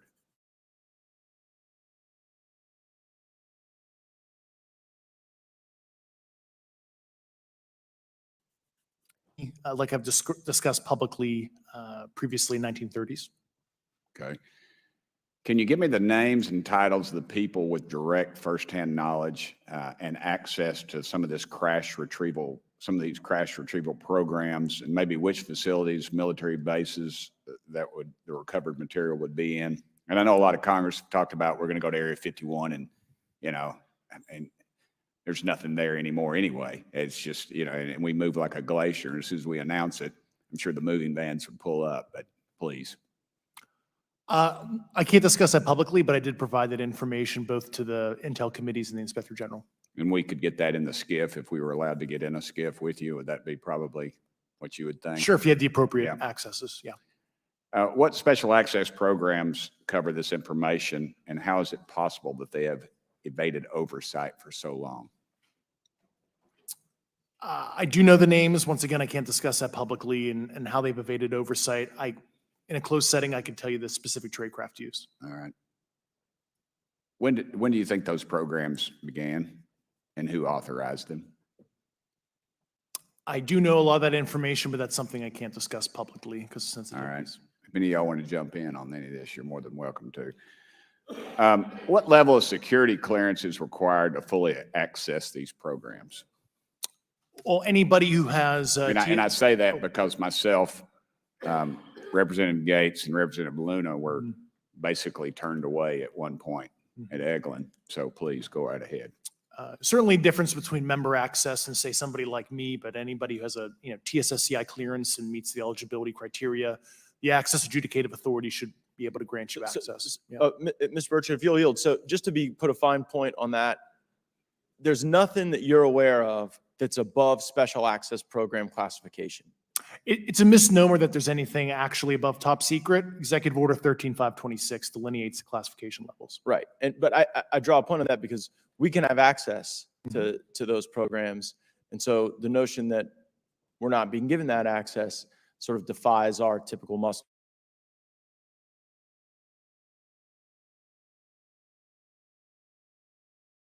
memory here in Congress. Thank you, Mr. Burchett. I'll yield back to you. Thank you, Mr. Title 10 and Title 50 authorization, they seem to say they're inefficient. So who gets to decide this, in your opinion, in the past? It's a group of. Okay, are they government officials? Both Or- in and out, Do what? both in and out of government, and that's about as far I as I got can you. go there. All Yeah. right, well, that leads to my next question.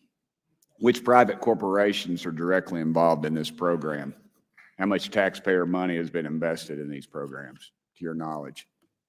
I mean, we know we audit the Pentagon every year, and I've been here 5 years, and they failed the dadgum thing every year. They lose over $1 billion a year, we think, and I was told the Department of Defense maybe 60% of their assets are unaccounted for, whatever the heck that means. In the public sector, you go to jail for that kind of crap. So tell me. Yeah, I know when I'm $1 off of my DTS travel voucher, I get hammered, but it seems like it doesn't work the other If way. you right? sell over Yeah. if you sell over $600 worth of stuff on eBay, now you get a call from the IRS. So please, what corporations? Yeah, I don't know the specific metrics towards the end of your question. The specific corporations I did provide to the committees in specific divisions, and I spent 11 and a half hours with both Intel committees. So. Okay, has there been an active U.S. government disinformation campaign to deny the existence of unidentified aerial phenomena? And if so, why? I can't go beyond what I've already espoused publicly about that.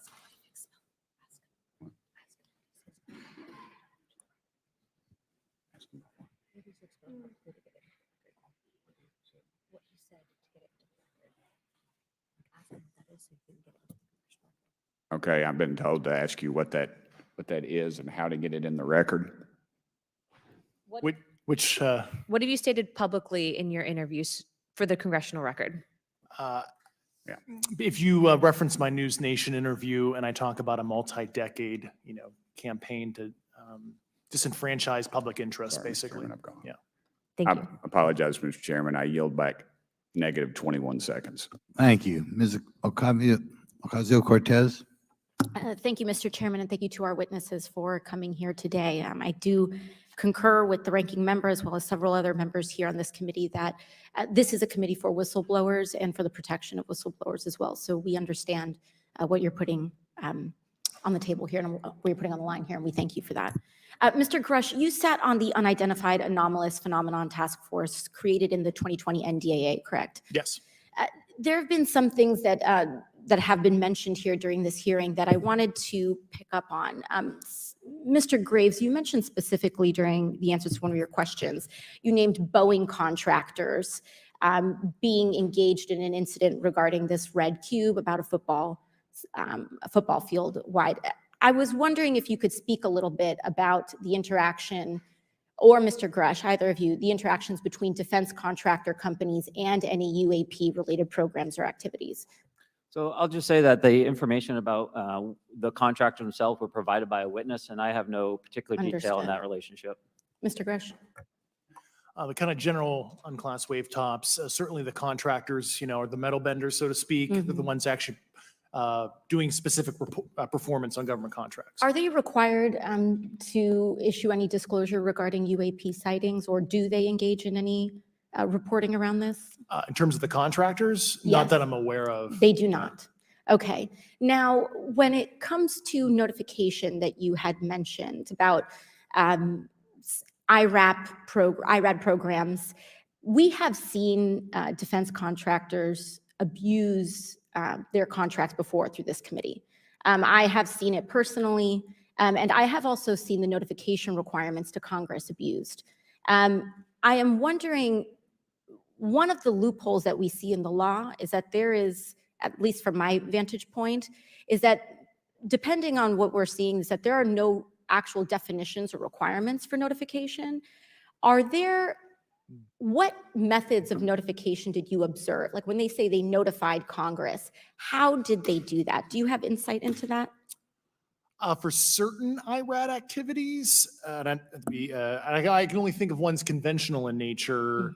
Sometimes they flow through certain, I'll just say SAP programs that have cognizant authority over the Air Force or something. And those are congressionally reported compartments, but IRAD is literally internal to the contractor. So as long as it's money, either profits, private investment, et cetera, they can do whatever they want. To put a finer point on it, when there is a requirement for any agency or company to notify Congress, do they contact the chairman of a committee?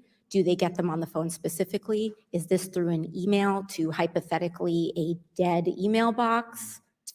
A lot of it comes through what they call the PPR, Periodic Program Review Process. If it's a SAP or Controlled Access Program Equity, and then those go to the specific committees, whether it be the SAS, Okay. task, HISI. Thank you. I apologize. My time is limited. Mr. Graves, one of your main concerns is that the FAA currently does not have an official process to receive reports of UAP from pilots or others, correct? Correct. And in your experience, what data should the Aero program prioritize for potential collection? We have, location, date, time, but are there other specific characteristics that should be included in these reports? Certainly. I think that there's two categories that would be important. One would be kinematics and understanding the specifics of how the vehicle or objects are moving. And the second would be a more zoomed out approach of being able to look at origin and destination before the incident, as well as getting a better contextual understanding of how these objects are interacting with each other. Thank you. Now, because I only have a minute left, I apologize, we only have 5 minutes today, but for the record, if you were me, where would you look? Titles, programs, departments, regions, if you could just name anything. And I put that as an open question to the three of you. I'd be happy to give you that in a closed environment. I can tell you specifically. Thank you. Commander Fravor? And I would say, and I've told people that you have to know where to look. They're not going to divulge it to you because of the classification levels. But if you know where to look and who to talk to, which is exactly what Mr. Grusch can point you, then you have them. Okay. Mr. Graves? I was an operator, so I was depending on folks like Mr. Grusch to do that homework. Okay. Thank you very much. I yield back to the chair. Mr. Biggs? Thanks, Mr. Chairman. I thank the witnesses for being here today. I'm over here. Thank you so much for being here. I want to get into specifics here, and a reason I'm going to go this way is because you've talked a bit about what I would call misdirection by official U.S. government with regard to UAPs, right? And so I'm going to get to that in a second. But last week, White House NSC spokesman John Kirby stated that UAPs are having an impact on our training ranges and need to be treated as a legitimate issue. Do you concur with the statements? That's for each of you. Yes. Yes. Yes. Okay. Now, having said that, I'm going to take you to specific instances around the Phoenix Valley, because that's where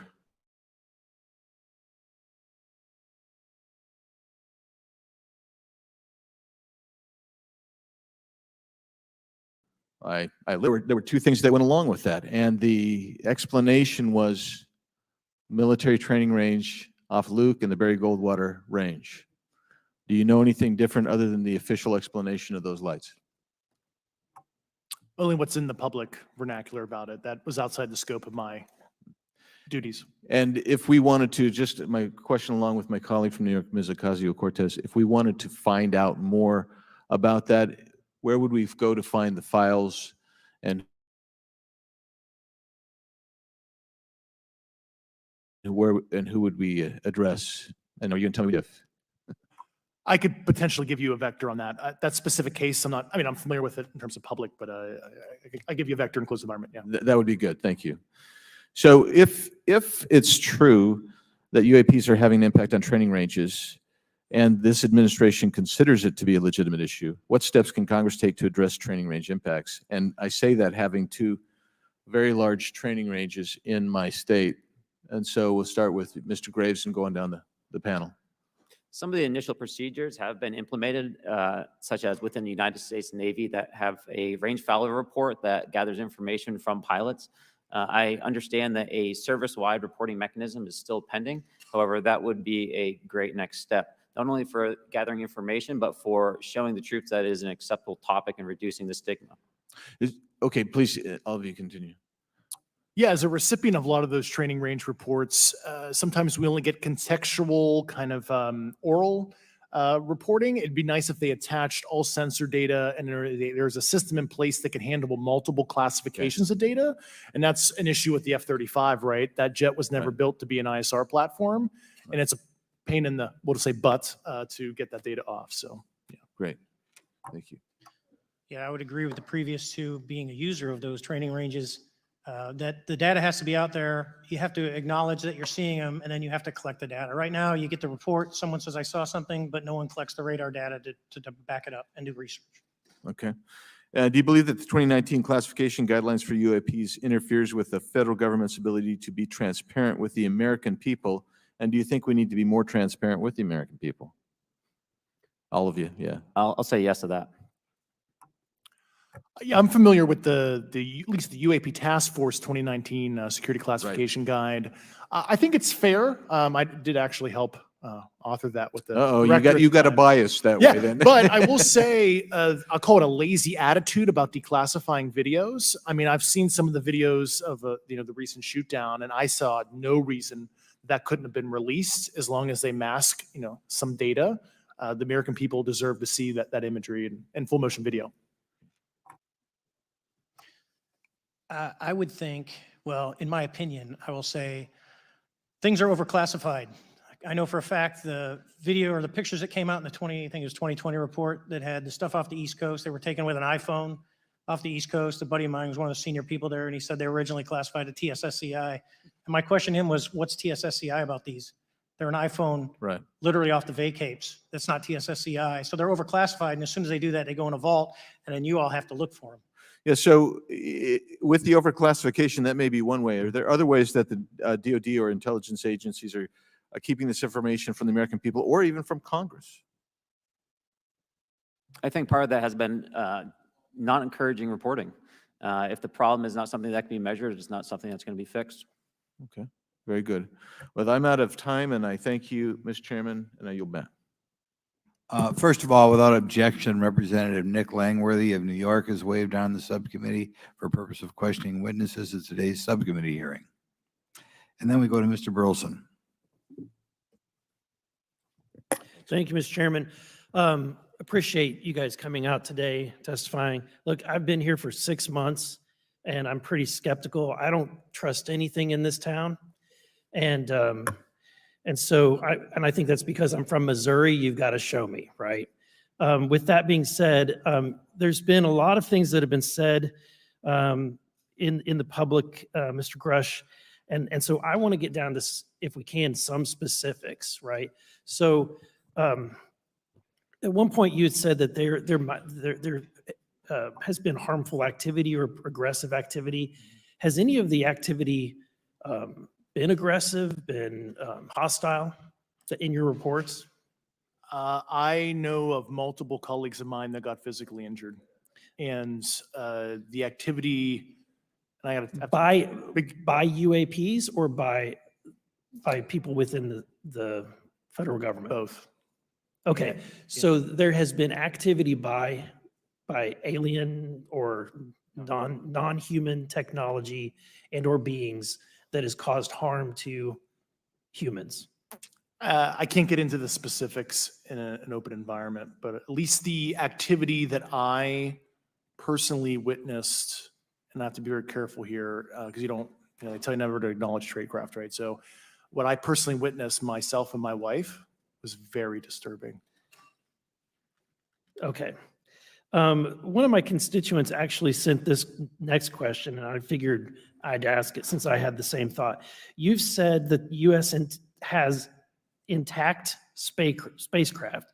You said that the government has alien bodies or alien species. Have you seen the spacecraft? I have to be careful to describe what I've seen firsthand and not in this environment, but I could answer that question behind closed doors. Yeah. And have you seen any of the bodies? That's something I've not witnessed myself. Okay, and so with that being said, and the other statement that has been made that was intriguing to me it's intriguing because my view has been that we are billions of light years away from any other system. And the concept that an alien species that's technologically advanced enough to travel billions of light years gets here and somehow is incompetent enough to not survive Earth or crashes is something that I find a little bit far-fetched. And with that being said, you have mentioned that there's interdimensional potential. Could you expound on that? Yeah, to answer your first question, and I'm here as a fact witness and expert, but I will give you a theoretical framework, at least to work off, to kind of espouse crashes, regardless of your level of sentience, right? Planes crash, cars crash, n number of sorties, however high, a small percentage are going to end in mission failure, if you will, as we say in the Air Force. And then in terms of multidimensionality, that kind of thing, the framework that I'm familiar with, for example, is something called the holographic principle. It derives itself from general relativity and quantum mechanics. And that is, if you want to imagine a 3D object such as yourself casting a shadow onto a 2D surface, that's the holographic principle. So you can be projected, quasi-projected from higher dimensional space to lower dimensional. It's a scientific trope that you can actually cross, literally, as far as I understand, but there's probably guys with PhDs that we could probably argue about that. But you have not seen any documentation that that's what's occurring? Only a theoretical framework discussion. Yes. Okay. Okay.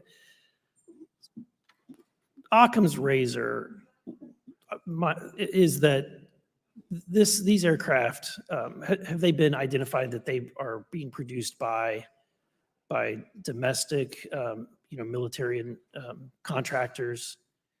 Is there any evidence that that's what's being recovered? Not to my knowledge, plus the recoveries predate a lot of our advanced programs that I previously am witting of, so. Would it be safe to say that there could be a scenario today where you have an aircraft that crashes and because it's been involved in one program from one federal agency, and but the agency that retrieves it is not aware of that program, and to them it appears alien in origin? I mean, that's a hypothetical situation. I'm not aware of any historical situation that would match that you described, so. You're not aware, it has not happened that you're aware of? That I'm aware of.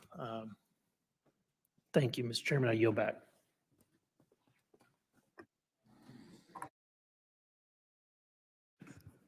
Several months ago, my office received a protected disclosure from Eglin Air Force Base indicating that there was a UAP incident that required my attention. I sought a briefing regarding that episode and brought with me Congressman Burchett and Congresswoman Luna. We asked to see any of the evidence that had been taken by flight crew in this endeavor and to observe any radar signature as well as to meet with the flight crew. We were not afforded access to all of the flight crew. And initially, we were not afforded access to images and to radar. Thereafter, we had a bit of a discussion about how authorities flow in the United States of America, and we did see the image. And we did meet with one member of the flight crew who took the image.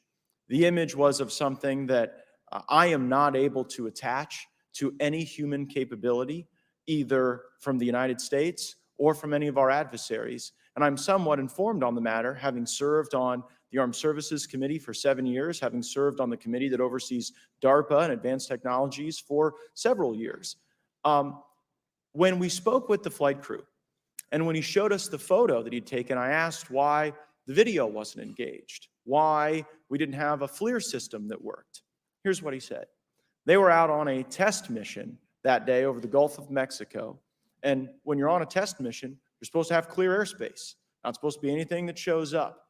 And they saw a sequence of 4 craft in a clear diamond formation for which there is a radar sequence that I alone have observed in the United States Congress. One of the pilots goes to check out that diamond formation and sees a large floating, what I can only describe as an orb. Again, like I said, not of any human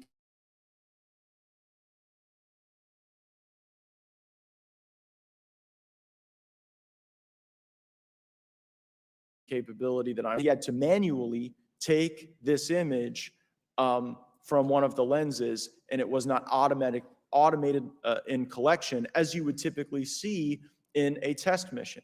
So I guess I'll start with Commander Fravor.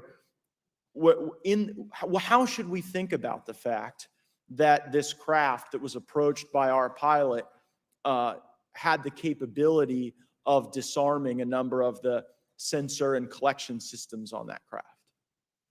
Well, I think this goes to that national security side, and you can go back through history of things showing up at certain areas and disabling our capabilities, which is disheartening. And for us, I mean, like I said, it completely disabled the radar on the aircraft when it tried to do it. And the only way we could see it is passively, which is how he got that image. So I think that's a concern on what are these doing, not only how do they operate, but their capabilities inside to do things like this. And how should we think about 4 craft moving in a very clear formation, equidistant from one another, in a diamond? In all of the phenomenon, perhaps, Mr. Grave, that you've analyzed, have we ever seen multiple craft in a single formation? I have one particular case, and that was during the gimbal incident. The recording on the AT FLIR system shows a single object that rotates. You hear the pilots refer to a fleet of objects that is not visible on the FLIR system. And that was something that I witnessed during the debrief as part of the radar data on the situational awareness page. I would like to add, however, Congressman, there's a small bit of anger, I would say I would feel that those pilots are still facing that difficulty in reporting this topic, and they don't have the tools to be able to mitigate this issue. It just goes to show how serious this is and why this is such an important issue for our pilots and for our nation. It was stated explicitly to me by these test pilots that if you have a UAP experience, the best thing you can do for your career is forget it and not tell anyone. Because any type of reporting, either above the surface or below the surface, does have a perceived consequence to these people. And that is a culture we must change if we want to get to the truth. Mr. Chairman, I would observe that perhaps as we move forward from this hearing, there are some obvious next steps.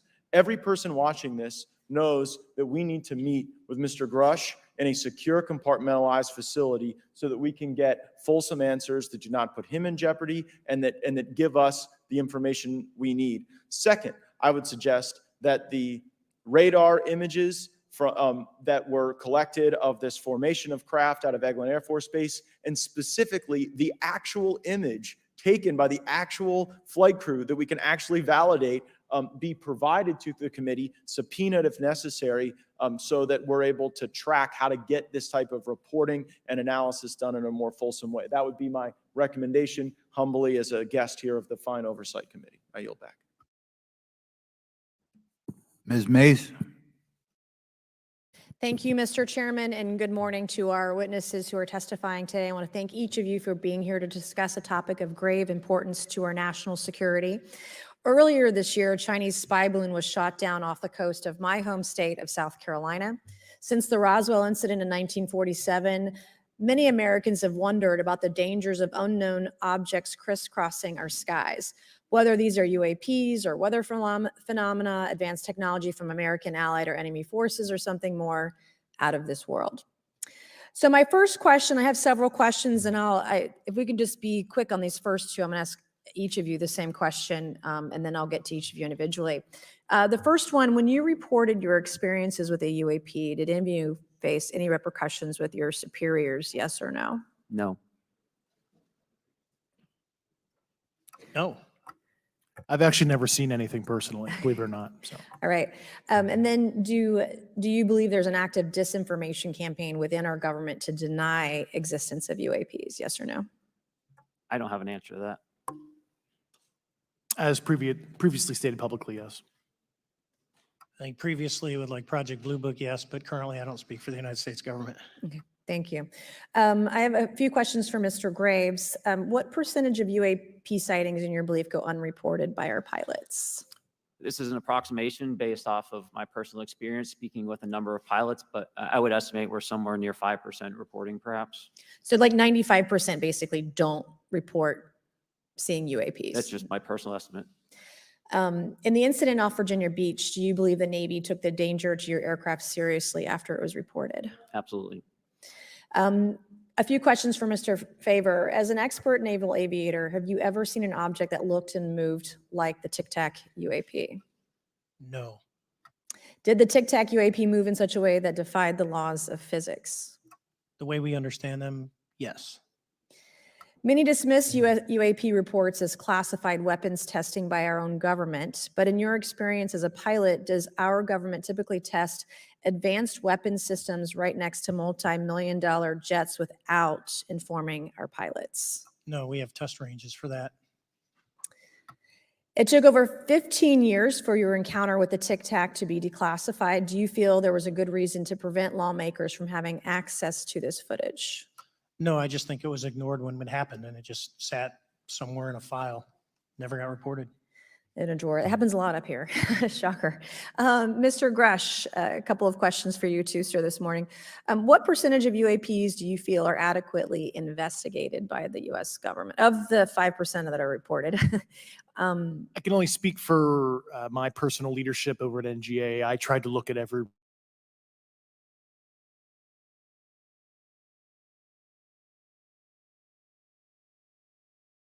report that came from Congress and subverted our oversight authority. There are certain elected leaders that had more information that I'm not sure what they've shared with certain Gang of Eight members or et cetera, but certainly I would not be surprised. Okay. You've stated that the government is in possession of potentially non-human spacecraft. Based on your experience and extensive conversations with experts, do you believe our government has made contact with intelligent extraterrestrials? Something I can't discuss in public setting. Okay, I can't ask.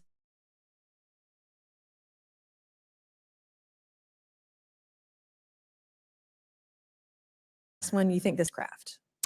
As I've stated publicly already in my News Nation interview, biologics came with some of these recoveries. Yeah. Were they, I guess, human or non-human biologics? Non-human, and that was the assessment of people with direct knowledge on the program I talked to that are currently still on the program.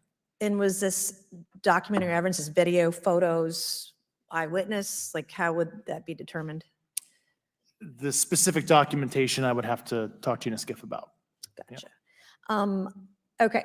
So, and you may or may not be able to answer my last question, and maybe we get into a skiff at the next hearing that we have, but who in the government, either what agency, sub-agency, what contractors, who should be called into the next hearing about UAPs, either in a public setting or even in a private setting? And you probably can't name names, but what agencies or organizations, contractors, et cetera, do we need to call in to get these questions answered, whether it's about funding, what programs are happening, and what's out there? I can give you a specific cooperative and hostile witness list of specific individuals that were in those. And how soon can we get that list? I'm happy to provide that to you after the hearing. Super. Thank you. And I yield back. Okay, now we have Mr. Langworthy. Is he here? Okay. Thank you There very it is. much. I'd like to thank all of the witnesses for being here today to discuss this very unique topic. And I'd like to jump right into my questions, if you don't mind. Commander Fravor, can you briefly describe your background? Yeah, I was an enlisted Marine, Naval Academy graduate, Navy, flew for 18 years, got a master's from University of Houston, and I've worked in the private sector for the last, 16 years, 17 years. I do a lot of defense work. So Really gold-plated credentials.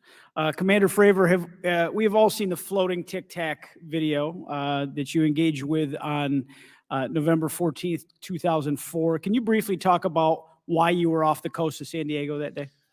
yeah, we were at a workup with all the battle groups. So we integrate the ships with the carrier, the air wing with the carrier, and we start working. So we were doing an air-to-air defense to hone not only our skills, but those of the USS Princeton when they had been tracking them for 2 weeks. The problem was that there was never manned aircraft airborne when they were tracking them. And this was the first day. And unfortunately, we were the ones airborne and went and saw it.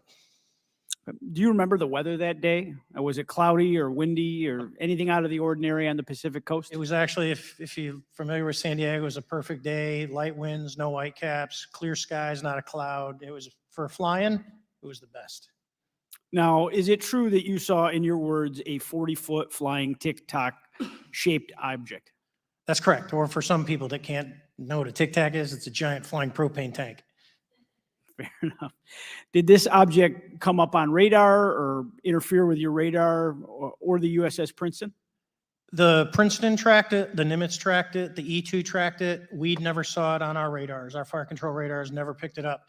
The other airplane that took the video did get it on a radar. As soon as it tried to lock it, it jammed the radar, spit the lock, and he rapidly switched over to the targeting pod, which you can do in the F-18. From what you saw that day and what you've seen on video, did you see any source of propulsion from the flying object, including on any potential thermal scans from your aircraft? No, there's none. There's no IR plume coming out. And Chad, who took the video, went through all the EO, which is black and white TV, and the IR modes, and there's no visible signs of propulsion. It's just sitting in space at 20,000 feet. In your career, have you ever seen a propulsion system that creates no thermal exhaust? No. Can you describe how the aircraft maneuvered? Abruptly, very determinate. It knew exactly what it was doing. It was aware of our presence, and it had acceleration rates. I mean, it went from 0 to matching our speed in no time at all. Now, if the fastest plane on Earth was trying to do these maneuvers that you saw, would it be capable of doing that? No, not even close. And just to confirm, this object had no wings, correct? No wings. Now, was the aircraft that you were flying, was it armed? No, never felt threatened at all. If the aircraft was armed, do you believe that your aircraft or any aircraft in possession of the United States could have shot the Tic Tac down? I'd say no, just on the performance, it would just left in a split second. It looks like that we have a problem here that needs further investigation. Yes. In your belief, is this flying Tic Tac, I mean, is it capable of being the product of any other nation on the earth? No, I said, like I said earlier, I think it defies current material science and the ability to develop that much propulsion. And I know there's been some physicists of them calculations, which is beyond anything that we have. Well, either the United States has an adversary here in this world that we don't know, or we really have some serious investigations to do. I really appreciate you being here. Is there anything else about the November 14th, 2004 incident that you think is important for this committee to know that you haven't been asked here today? No, it's been said it's probably the most credible UFO sighting in history based on all the sensors that were tracking it. And then for us to get visual and to go against the naysayers that it's something on the screen or whatever. I mean, there's 4 sets of human eyeballs. We're all very credible. Of the 6 of us that were involved in the thing, including the video, every one of us is going to do 20 plus years in the military in very responsible positions. So I'd say the world needs to know that. It's not a joke. No, thank you very much for your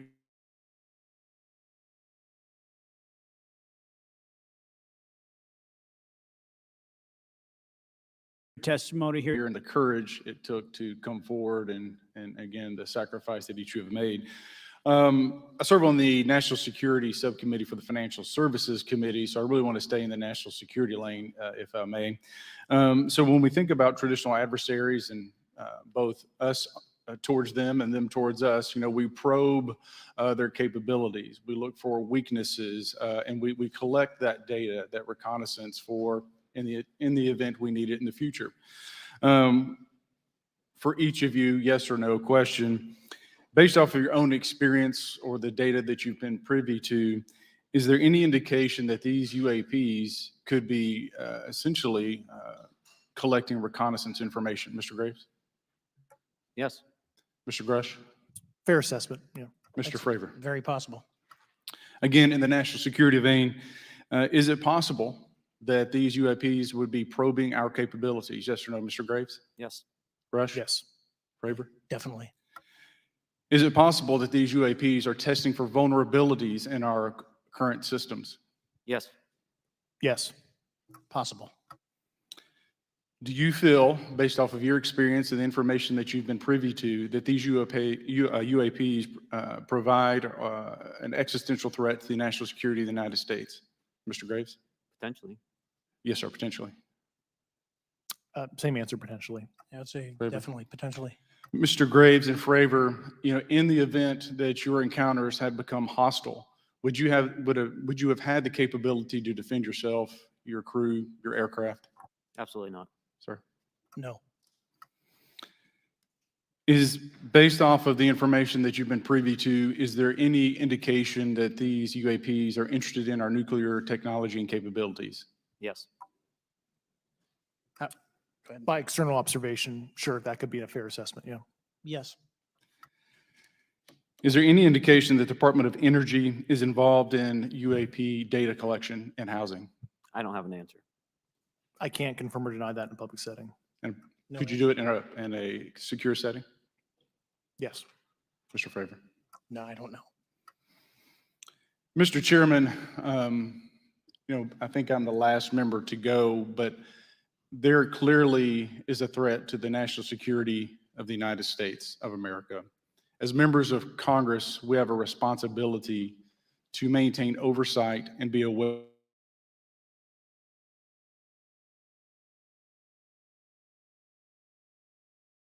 of these activities. So, Chairman, to demand that we have any and all, but in particular Mr. Grusch, talk to us in a skiff. And if that access is denied, I will personally volunteer to personnel or any program or any agency that denies access to Congress.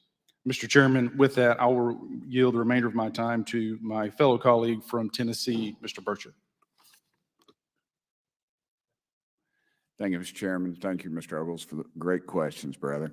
Mr. Grusch, I might have asked this before, but I want to make sure. Do you have any personal knowledge of someone who's possibly been injured working on legacy UAP reverse engineering? Yes. Okay. How were they injured? Is it something like a radioactive type situation or something we didn't understand? I've heard people talk about Havana syndrome type incidences. What was your recollection of that? I can't get into specifics, but you could imagine assessing an unknown unknown. There's a lot of potentialities you can't fully prepare for. How do you think we ought to handle UAP whistleblower complaints like yours in the future? Yeah, there was some issue with mine. So, PPD 19 process, it goes to the Intel committees, either through PPD 19 or ICD 120. There's not a good way for the Intelligence Community Inspector General to provide that to other committees. And I asked my information to be sent to the House and Senate Armed Services Committee because there are Title 10 equities at play, but there was no smooth process to do so. Yeah. That's a trash can. Are you aware of any individuals that are participating in reverse engineering programs for non-terrestrial craft? Personally, yes. Do you know any that would be willing to testify if there were protections for them? Certainly closed door and assurances that breaking their NDA, they're not going to get administratively punished for so. Yeah. I yield, Mr. Chairman. Thank you. We're going to do something a little bit out of the ordinary here. We're going to give 3 people a chance at an additional 3 minutes. So Mr. Burchett, do you want to keep going? Why don't you come back to me, Mr. Chairman? Miss Luna, if she's on, is she on that list? Sure. Chairman, I'd like to submit for the record an article by News Nation, and it follows Mr. Grush's full interview for the record. Without objection. Thank you. Mr.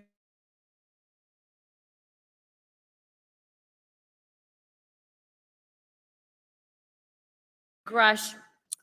I think the phenomenon is very complex, and I like to leave an open mind analytically to specific origin.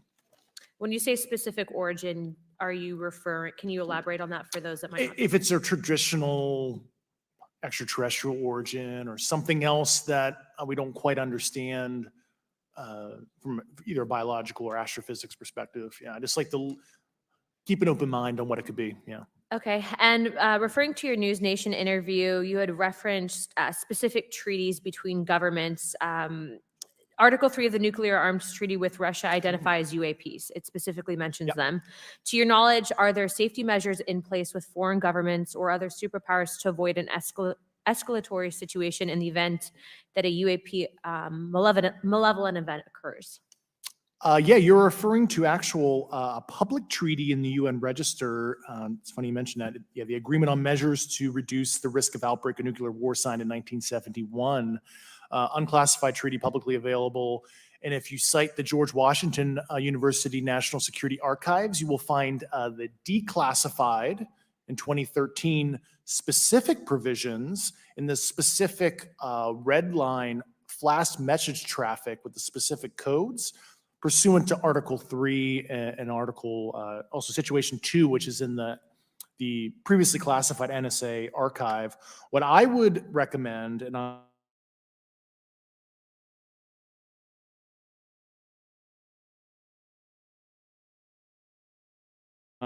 tried to, message traffic was used. I think some scholarship on that would open the door to a further investigation using those publicly available information. Thank you. And then my last question with 51 seconds remaining. You mentioned white collar crimes potentially being taking place in regards to a cover up. Can you please elaborate? I have concerns based on the interviews I conducted under my official duties of potential violations of the Federal Acquisition Regulations, the FAR. Thank you very much, Chairman. I yield the remainder of my time. Okay, we'll go to Mr. Raskin for 3 minutes. Thanks, Mr. Chair, and I thank the witnesses for their endurance and service today. Mr. Fravor, you've described your episode in detail now, and you call it the most credible UFO sighting in history. But I wonder, was this the first time that you encountered a UFO or a UAP in 2004? Yes. And what was your general attitude or perspective on the UFO discussion before that happened? I never felt that we were alone with all the planets out there, but I wasn't a UFO person. I wasn't watching History Channel and MUFON and all that. And have you had experiences or encounters since that happened? No. And so have you formed any general conclusions about what you think you experienced then? Yes, I think what we experienced was, like I said, well beyond the material science and the capabilities that we had at the time, that we have currently, or that we're going to have in the next 10 to 20 years.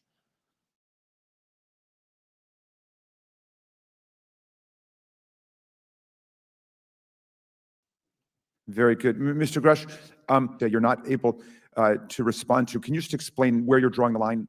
What's the basis for that? Yeah, based on my DOPSR security review and what they've determined that is unclassified. Any questions that just call upon your knowledge of unclassified questions, but anything that relates to classified matters you're not commenting on in this context? In an open session, but happy to participate in a closed session at the right level. Yeah. Okay. And Mr. Graves, you've said that there are dozens of fellow pilots, military pilots. Are there also commercial pilots who've encountered the same kind of sightings that you described before? They are similar. Commercial pilots have less range and less sensors to be able to reach out and look for objects over wide swaths of airspace. And so pilots are seeing them, commercial pilots are seeing them, and they're typically closer, and the range of what they're seeing is pretty large. What is the most vivid, concrete sighting with the naked eye of the objects that you described before, the cube-like objects? Certainly, I think the most vivid sighting of that would have been near near midair that we had at the entrance to our working area. One of these objects was completely stationary at the exact entrance to our working areas, not only geographically, but also at altitude. So it was right where all the jets are going, essentially on the eastern seaboard. The two aircraft flew within about 50 feet of the object, and that was a very close visual sighting. And you were in one of the aircraft? I was not.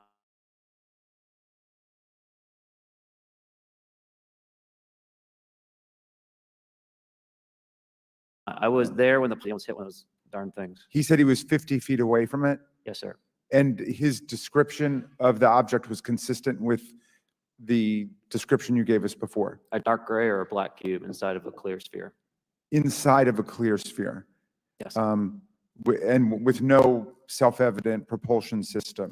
No wings, no IR energy coming off of the vehicle, nothing tethering it to the ground. And that was primarily what we were experiencing out there. I'm over time. Thank you very much for your service, and I yield back to Mr. Chairman. Very good. Mr. Burchett? Thank you, Mr. Chairman. This is for all three of y'all, starting with Mr. Graves. Why did you come forward on this issue? I came forward because I felt that my colleagues did not have a way to mitigate this safety threat, and I wanted to help them.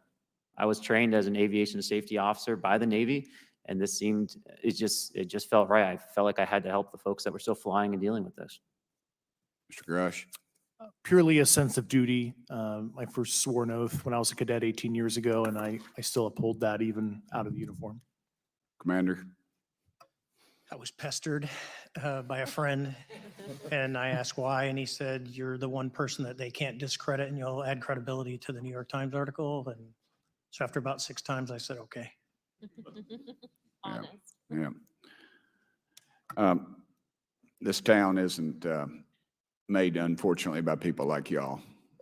We thank y'all. And I do want to also thank the people in the audience and the people that are watching this that can't be, people all over the world that have kept this issue alive. You've endured criticism and derogatory remarks, and we're trying to get to the bottom of it. So God bless y'all. Thank y'all so much. We really appreciate you guys and gals.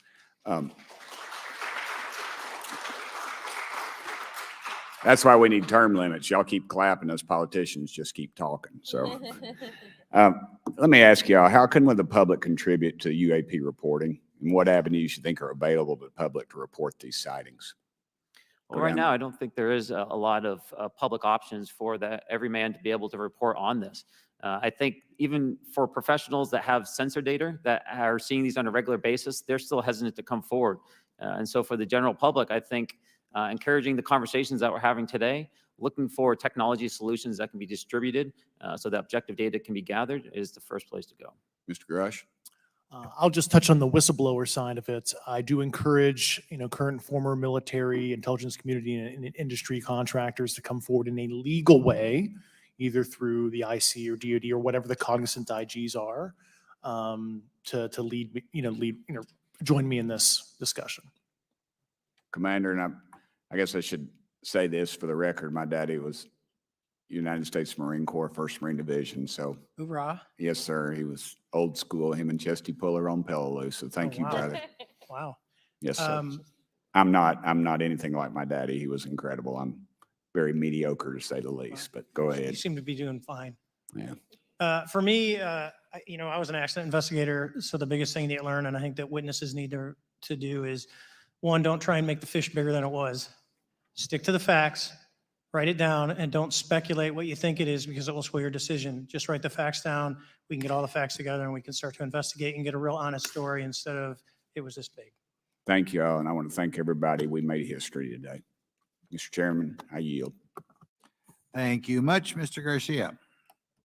Thank you. I know now we're going to be making some closing remarks, and so I just wanted to say a few things. First, to our witnesses, I want to thank all of you for being here with us today.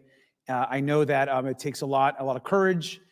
You're telling really important information to this committee, and I just want to thank you also for all three of you, your service to our country. I also want to just note that today's hearing was both important but also serious, and I want to thank our subcommittee chairman, Mr. Grothman, I think for running a very fair and substantive hearing. I do want to thank the committee staff on both sides for the amount of work that it took to put this hearing in place, and certainly to all the members that have been involved in this issue prior to the hearing. I also want to note for our witnesses and for the public that I'm a freshman member of Congress and I've only been here for 7 months, but this is by far the most bipartisan conversation and discussion that I have seen happen in the Congress. And I think that a topic of this significance as it relates to our national security, as it relates to information that we're trying to gather for the American public, does bring people together, and I think that's been really great to see. I think it's also important to note for the public, today in our hearing, we had on our side also both our full ranking member, which is Mr. Raskin, and our vice ranking member, which is Ms. Ocasio-Cortez, both here at our hearing. I think it shows the importance and seriousness that our side of the aisle is taking to this important hearing, but also to the broader issue as it relates to working with our Republican counterparts on this committee. I want to additionally add that I think it's really important that we have and continue these discussions and these hearings. Clearly, there's a lot of information that we don't know, but it's also very clear that we have to continue our investigation and accountability on asking the right questions and ensuring that they're part of the public record. One thing that was important today is some folks might wonder, why are we asking questions that might already be out there or that have been asked before? It's important that they're asked and put into the public record as it relates to this committee. And so I want to thank you for, answering some questions multiple times. I know not just in maybe meetings you had with some members, but also here in the public. Let me also just add an additional note that it's important also that our friends in the media and those that are not just reporting on this hearing, but that have reported on this topic and that may in the future, the media has an important role in this process. And it's very important that the media engages, does independent investigation, and reports on not just what happened today, but what they see independently as what is happening around UAPs in the broader community. That is also an important public benefit that we have in trying to get the information and the facts as it relates to this. Let me also just say finally that as a teacher and an educator and a longtime teacher and researcher, that I also really believe in following facts, in doing your homework, and making sure that you follow science as we try to get as most information as possible. And so I want to thank you all for agreeing to do that today. Transparency is a cornerstone of government. We live in a vast galaxy, a lot of unanswered questions, and thank you all for being here today. Mr. Chairman.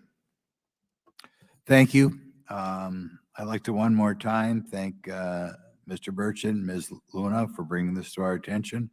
It's a topic that has interested me since I was in school. It was a very illuminating hearing.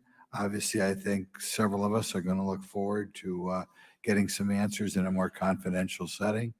I assume some legislation will come out of this. Sure. I apologize, Mr. Chairman. I need to compliment the folks in my office that did a lot of the work on this.